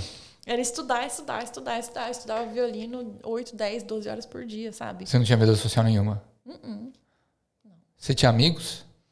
Tinha os amigos da universidade, né? Os colegas da Mas universidade. você pegava um pessoalzinho lá, dava uns beijinhos, assim? Tinha gente pra sair, gente pra namorar lá na Bulgária? É porque você tá falando que não tem amigo, eu tô achando que você tá, tipo... Menino, focado. Pergunta. Não, se você puder compartilhar, né? Vamos pra próxima, hein? Pra próxima pergunta? Tá. Mas sua vida lá era como, além disso? Você é tímida, assim? Eu falei... Não, é que eu tava falando com a Márcia, ela falou que ela era festeira, ela era chezeira. A Márcia é. Ela era chezeira. Mas ela contou... Eu não era festeira, não. Eu nunca peguei uma pessoa na balada. Sério? Uhum. Nunca. Mas pegou um contato, trocou ideia depois. Você achava interessante ou não? Não. Ia pra balada pra dançar com seus amigos. Você falou que não é baladeira, né? Não. Nunca peguei ninguém numa balada. Mas isso é uma coisa boa. Porque aí você... Depende. Enfim. Não, menino, na época de escola, tinha umas meninas que já estavam contando. Já beijei vários moleque. Não. E você só com violino aqui? E eu focada nos estudos. Sabia que a minha mãe e meu pai até me encorajavam a ir pra festa, pra Sério? balada. Minha filha, você não tá bebendo não, você não quer... Minha filha. Teve uma vez que a minha mãe falou que eu precisava me divertir mais e ela falou assim, vá pra uma festa, vá pra uma balada, vá fazer test drive. O seu pai te dirige. Sério? Eu não, Porque você gostava mesmo do violino. Ah, sim. Muito, muito. E aí foi escolha minha, né? Lógico. Tanto de estudar fora, de seguir com violino, de me profissionalizar, comecei a trabalhar com violino com 15 anos. Então... Sempre focada. Sempre focada. É um negócio, é uma paixão, um negócio arde, assim, no coração. Então, foco. Você já pensou se você se vê onde você chegou hoje? Você já pensou em tudo que você já abriu mão para estar onde você está? Com certeza. Na época do visto, eu acho que meio que foi esse um dos baques, sabe? Que, tipo, cara, eu saí de casa com 17 anos, abri mão de qualquer conforto, sabe? Abri mão da minha família, abri mão de comida, abri mão do clima, abri mão dos meus amigos, abri mão de tanta coisa. Abri mão de experiência normal, de ir pra faculdade e ir pro barzinho, e, sabe? Não me arrependo absolutamente, porque eu acho que as escolhas que eu fiz foram as escolhas certas para a vida que eu quero ter. Sim. Mas não foi nada fácil, foi sabe? Um sacrifício. Foi um sacrifício. Meu período na Bulgária foi muito difícil. Foi muito difícil. Eu vi você falando isso em algumas lives e eu tenho até ódio dessa sua professora aí. Qual que é o nome dela mesmo? Não quer falar, tudo bem. Mas Não pode falar, gente, para não tomar processo. Ah, é verdade. Não, é verdade. Então, mas eu fiquei com raiva dela pelo que ela fez. Assim. Cada coisa, né? Não, a questão é que... Era meio que assim, pra quem não conhece a situação, era meio que um abuso psicológico, sabe? Que imagina, é que na época, né, quando eu tinha 17 anos de idade, meu Deus, eu achava que eu era muito maduro e tal, mas, querendo ou não, quando você tem um mentor, meio que você confia ali 100%, sabe? Então... foram tantas situações que foi muito difícil. Comeu pão que o diabo amassou. Foi bem, bem difícil na Bulgária. E aí sobrevivi, né? Sobreviveu. Fiquei mais forte depois. Se aquilo não te derrubou, o que vai te derrubar? Pois foi. Que legal. O visto também não derrubou. Nada então, derruba. Agora... Mas qual foi o momento mais difícil durante essa sua caminhada toda, você acha? Bulgária, com certeza. Cara, tinha dias que eu estudava e eu sempre estudei olhando no espelho, né? Porque a gente estuda pra ver se tá tudo alinhado. Sério? Tipo assim, o violino é milimetricamente, sabe? As coisas têm que estar no lugar. Eu estudava olhando no espelho e eu estudava e chorava. Era tipo assim, eu não teve uma época que eu não conseguia olhar pro meu violino sem chorar. Era uma dor, era uma coisa, sabe? Era uma tortura e era aquela coisa de que, sabe, aquele sentimento... Você começava a acreditar de tanto que você ouvia. E ao mesmo tempo aquela questão de tipo, não vou desistir e aí também de pensar, poxa, será que eu escolhi o sonho errado? Por que eu tenho essa paixão tão grande? E, sabe, eu ouvi uma vez um cara falar assim, por que Deus me deu a inteligência e a capacidade só de entender o quão eu não sei pra, tipo assim, eu sou boa o suficiente pra saber que eu sou ruim demais pra chegar no topo, sabe? Sim. E eu falava, não é possível. Era muita tortura psicológica. Foi, com certeza, o período mais difícil da minha vida. Com certeza. E eu também... eu tenho essa questão de que quando eu tô passando por um momento difícil, eu me isolo. Eu me fecho. Tipo assim, todo mundo Você vai não me compartilha. ver e eu vou estar de boa. Então, eu lido com isso sozinha. Então, na época que eu tava passando por tudo isso, quem estudava na universidade via, né? Porque eu andava para todo canto chorando. Sim, sim. E os meus colegas de classe viam o que a professora fazia. Mas a minha bolsa de estudos no Brasil, os meus pais, todo mundo só ficou sabendo depois de anos. Anos. Quando você foi dar uma entrevista. Né?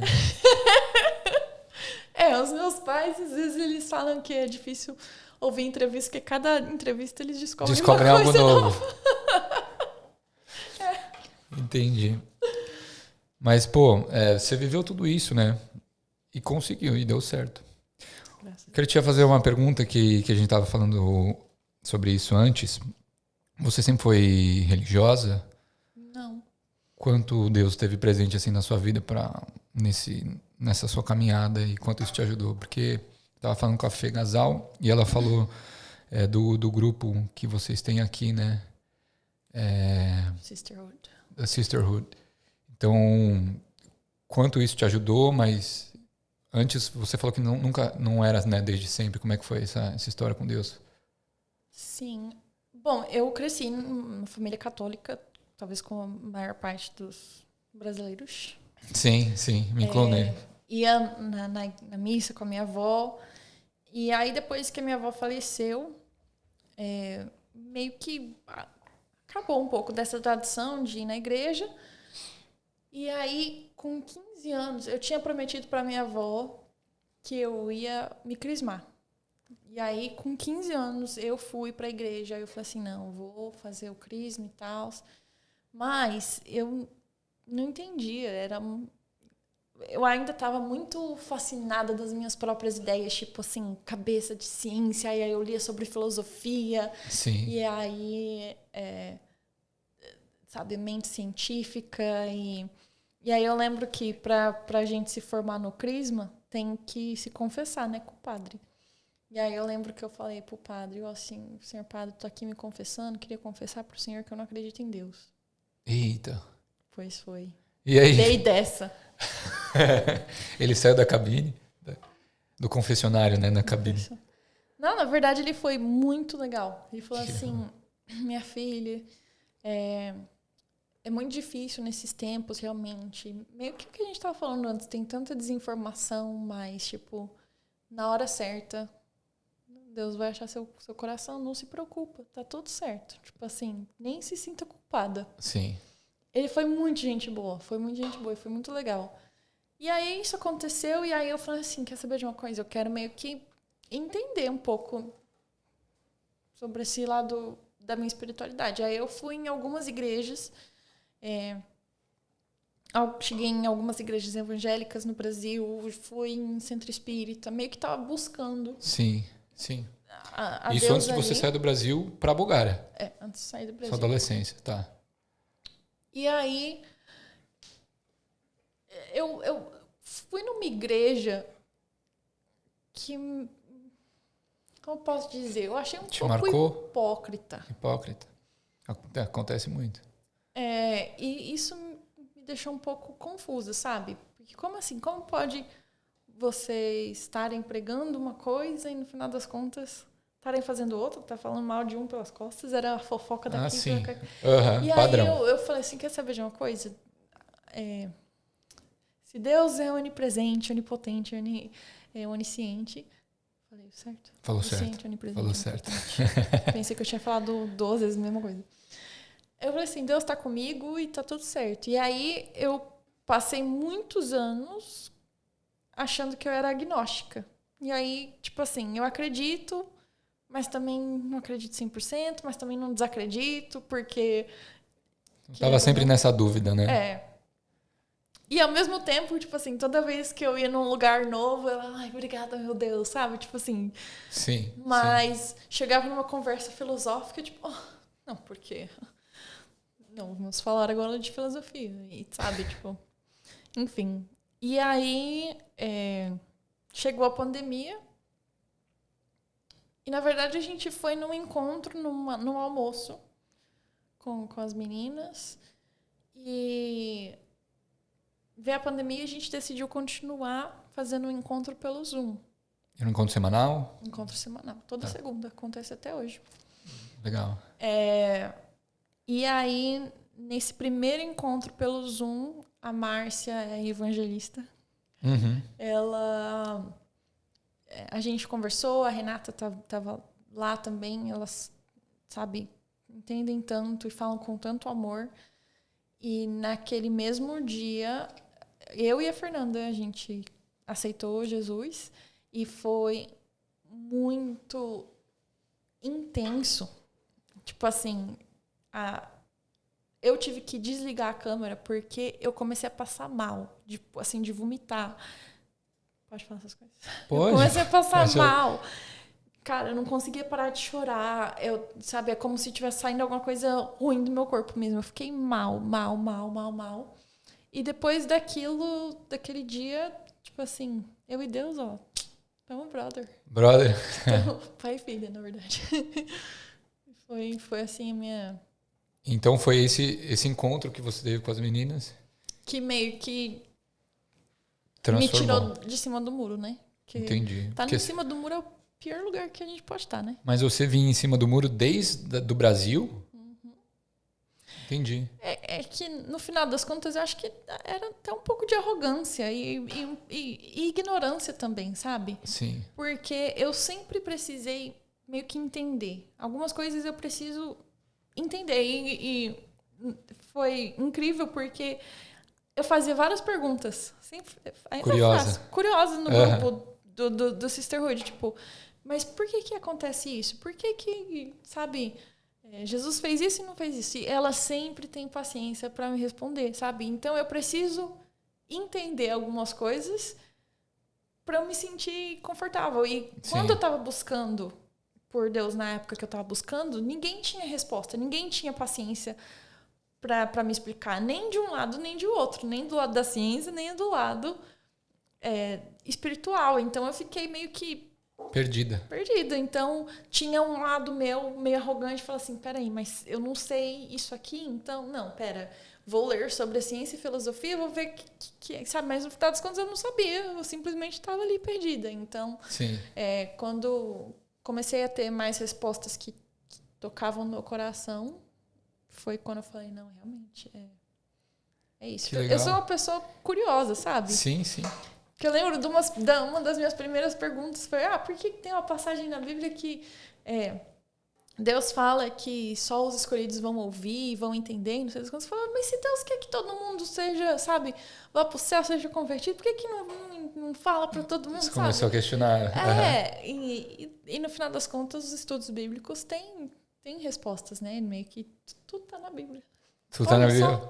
Você lê a Bíblia? Leio a Bíblia. Podia estar lendo mais.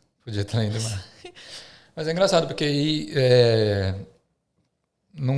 a religião e a ciência elas não precisam andar separadas, né? Não precisam. Com certeza não. Mas é que, tipo, ao mesmo tempo que eu acreditava em Darwin, eu falava, será que Adão e Eva, sabe? Então tinham coisas conflitantes ali. Eu não tinha uma decisão, eu não tinha uma opinião formada sobre nada. Então, foi por isso que, por anos, me ficou desagnei nesse dilema. Agnóstica. Sim. E o que mudou na sua vida depois que você aceitou? Primeiro, a leveza. Simplesmente aceitar quem eu sou.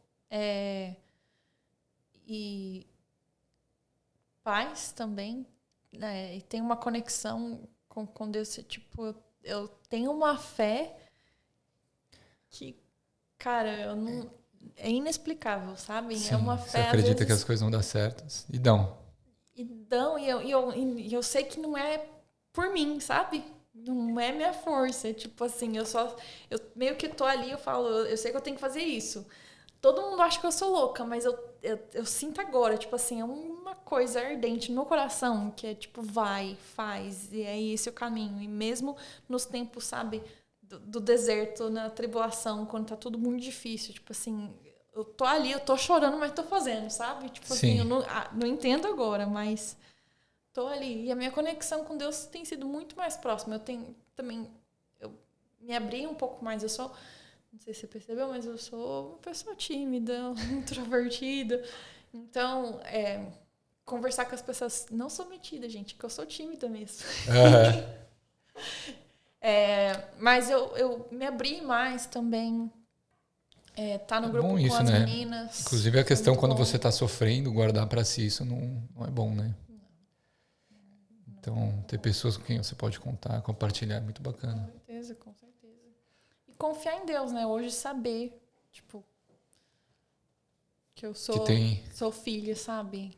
Então, que tudo tem um propósito. Confiar em Deus. Que legal. Falando em família, você tem irmã? Tem irmão? Tenho uma irmã e um irmão. Todo mundo lá no Brasil? Todo mundo no Brasil. Eu sou a Luca. Mas aí, que quando você veio decidiu vir para a Austrália, o que eles falaram? Eles já estavam acostumados, porque já tinha passado tanto tempo fora, que assim, você vai ficar pouco tempo aqui no Brasil mesmo. Quando eu saí do Brasil, a minha irmã tinha 10 anos de idade. Então, essa é uma parte que, tá vendo, tipo, falando das coisas que a gente abriu mão, cara, eu não tive presente na infância e na adolescência da minha irmã. Isso é uma coisa que me machuca muito, sabe? Porque eu queria muito que a gente fosse mais próximas. Sim. Mas eu sei que a distância não dificulta as coisas, né? E na época quando eu fui também, acredite ou não tinha WhatsApp, não tinha essas coisas. Eu tinha que comprar cartão telefônico para ligar pro Brasil e era tipo assim, você comprava 10 minutos e era muita coisa. Sabe, não tinha como manter uma relação assim, muito, muito estreita. E aí eu acho que como um mecanismo de defesa também, você meio que se isola um pouco, você se fecha um pouco, sabe? Entendi. Tipo, pelo menos foi assim que foi comigo. O que funciona com você?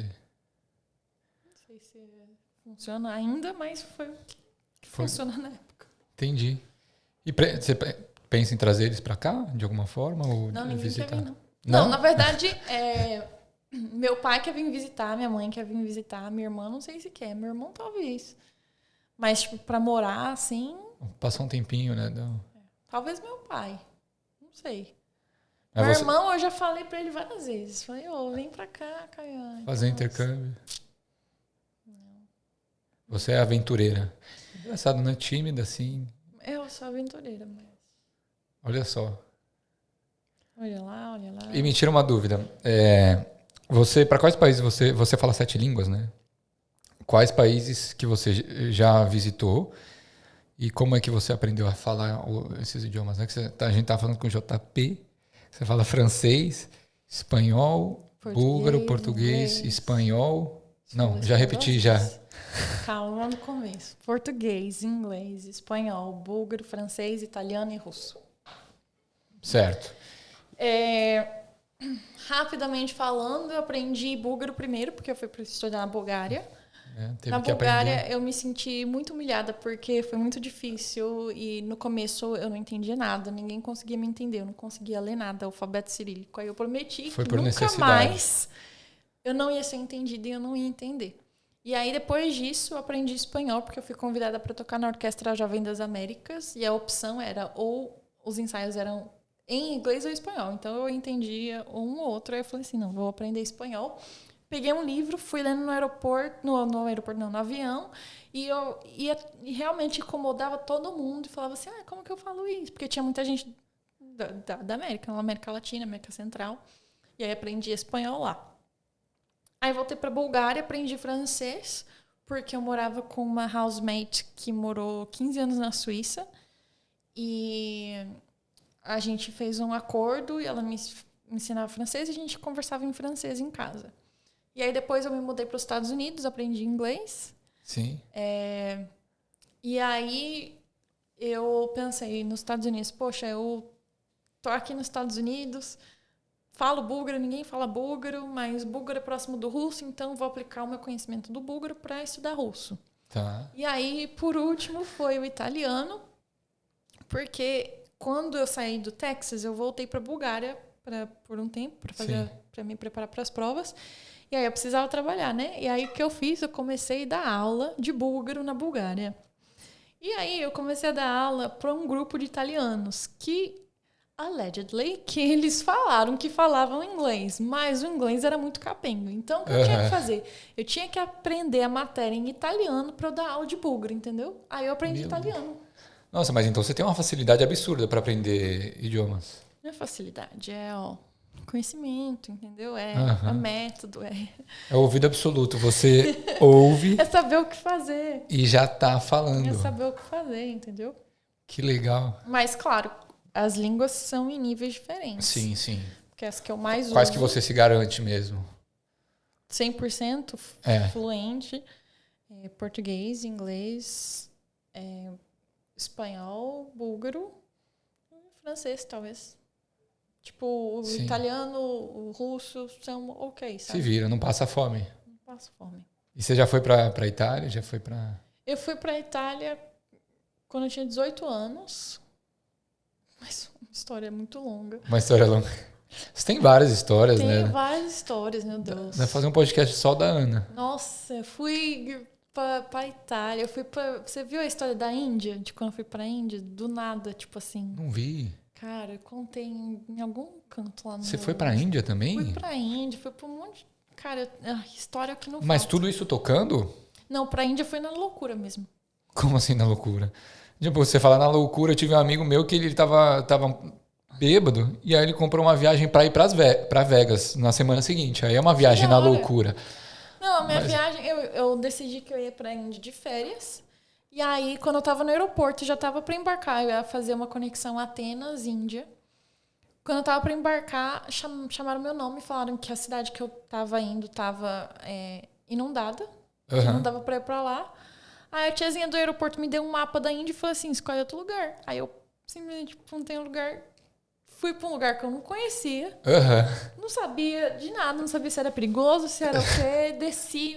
Quando eu desci do aeroporto, uns caras com umas armas. Sei lá, se era metralhadora, uns negócios. Que? Era uma... Cara, foi... Não, essa história é longa, mas eu tenho... Nossa, história que não falta. Entendi. Mas eu acho que é isso mesmo. Eu tenho esse espírito aventureiro, sabe? Tipo assim, eu não tenho medo do desconhecido. Sim. Isso é uma coisa que... Se joga. Isso é uma coisa que eu não tenho medo, não. Que legal. Então, penso que pior que eu vou... O que é o pior que vai acontecer, né? Você... Nesse caso eu podia ter morrido, mas na minha cabeça não... Você é cara de pau? Depende. Assim, quando você vai tocar nos shows assim com o Eminem, você dá uma tietada no final. Vem cá, tira uma foto. Dá pra fazer isso? Não. No caso específico do Eminem, a gente teve que assinar contrato. Ah, é? Não, não sou cara de pau, não. Mas eu sou amigável, tipo assim...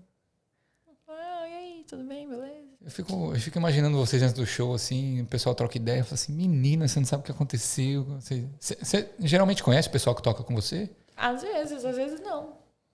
Tipo, depende. Depende de onde eu tô tocando, depende. Mas agora, geralmente, hoje em dia eu conheço bastante, né, o mercado aqui, então eu conheço bastante gente. Então sempre tem o catch-up, né? Como estão as coisas e tal. Aquele chit-chat. Tipo, tem muita gente muito legal no mundo da música aqui. Tem muito brasileiro que toca aqui, nesse nível, assim, clássico? Você conhece algum? Eu conheço o Osvaldo, que toca flauta. Que legal. Flauta transversal. Tem o Ed Brasil, que toca sax. Brother do JP. Brother do JP. E eu acho que é só. Entendi. Então tem a Mônica, que toca cello. Pô, o cello é muito legal. Ela, na verdade, ela é fantástica. Agora ela dá aula de Suzuki para crianças, sabe? Então, eu acho que, sei lá, ela dá aula para crianças de 2 anos até... Então, ela dá aula de musicalização. Ela é muito incrível. Que bacana. Mora em Sydney também. Que legal. Ana, eu queria muito agradecer a sua presença. Adorei nossa conversa. Queria ficar conversando aqui mais. Imagina. Muito obrigada. Obrigada pelo convite. Parabéns pelo episódio 50. Obrigado. Mas é um episódio muito especial. Obrigado por ter trazido seu Stradivarius. De nada. Qual que é a marca do violino? Tem marca? Tá escrito no violino? Esse aqui foi feito à mão por um cara chamado luthier. Colin Mazin. Provavelmente ele não tá vivo, né? Não, foi feito em 1800, criatura. Eu queria agradecer. Eu fiz várias perguntas aqui que vieram, mas eu não tive tempo de olhar as perguntas da galera. As que eu recebi eu coloquei aqui, mas se teve alguém que mandou alguma pergunta eu não perguntei, eu peço desculpas. Mas você gostou do nosso bate-papo? Foi muito show, muito obrigada. Vamos trabalhar nessa ideia aí do nosso CD para lançar no... Bora. Pra lançar. Terceira vez que ele fala, viu, gente? Vocês prestaram atenção? Então, é que eu não tenho senso de humor. Boa. Espero que vocês tenham gostado desse episódio. Eu sempre termino com uma pergunta, antes que eu me esqueça, né? Pergunte aí. Que tem uma bandeira da Austrália. Eu vou pedir para você assinar, colocar a data de hoje e o que a Austrália representa para você em uma palavra. Olha.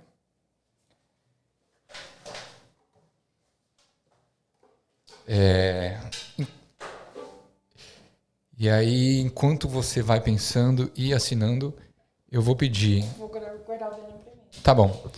Então, você está segurando o violino faz um tempo, né? Ai, meu Deus, eu devia ter falado para você guardar. É que você tem um apreço por esse violino e parece que não quer deixar ele sair da sua mão, né? Mas eu imagino também, o pessoal não deve nem encostar nesse violino. Você é a única pessoa que toca, né? Sim, com certeza. Hoje você tem algum... Você faz aula? Hoje em dia, não. Mas eu fiz até eu terminar o doutorado. Entendi. Gostaria de fazer, na verdade. Voltar à rotina de fazer aula. Por que você parou? Acho que estava sem tempo, estava de saco cheio? Não era saco cheio, não. Na verdade, era mais questão de manejar o tempo e a dedicação que a gente precisa para fazer as aulas, né? Porque fazer aula é como se tivesse uma prova cada semana. Sim. Então, eu não queria perder o tempo do meu professor. Como é que... Mas a aula são níveis diferentes, né? Eu, quando fazia aula de violão, o professor ele perguntava que música que você aprender. Aí ele chegava assim com uma cifra de uma música e me ensinava. A aula de violino é tipo assim, o que você trouxe? O que você trouxe? Então... você trouxe biscoitos, trouxe um bolo. Vamos lá. Escolhe o lugar aí. E enquanto você vai assinando, gente, não esqueçam de nos seguir no canal. Espero que vocês tenham gostado desse episódio. Equalizando, completando 50 episódios. Vocês encontram no Spotify, no YouTube. Se inscrevam, compartilhem com o pessoal. Entrem também no Grupo Brasileiro de Ensino em 2022, caso vocês estejam aqui na Austrália ou estejam vindo ou tenham curiosidade, né? A gente sempre troca uma ideia lá e se ajuda. E sigam a Ana, anamurakawa.violin. Ela também compartilha várias coisas, não só sobre a música também, mas sobre produtividade e uns reels engraçados que ela faz. E é muito bacana. E toca muito, né? O que você escreveu? Conquista. Conquista? Uhum. Por quê? Porque era um sonho para mim terminar meu doutorado. Eu conquistei isso aqui. Era o sonho ter a residência permanente. Conquistei isso aqui. Era o sonho poder investir na minha carreira. E eu sinto que eu vou conquistar. Que legal. Que legal. Com certeza vai dar certo. Se Deus quiser. E conte com a nossa ajuda. Obrigada. Obrigado a você por ter vindo, Ana. Espero que você tenha gostado. Gente, até uma próxima. Tchau, tchau.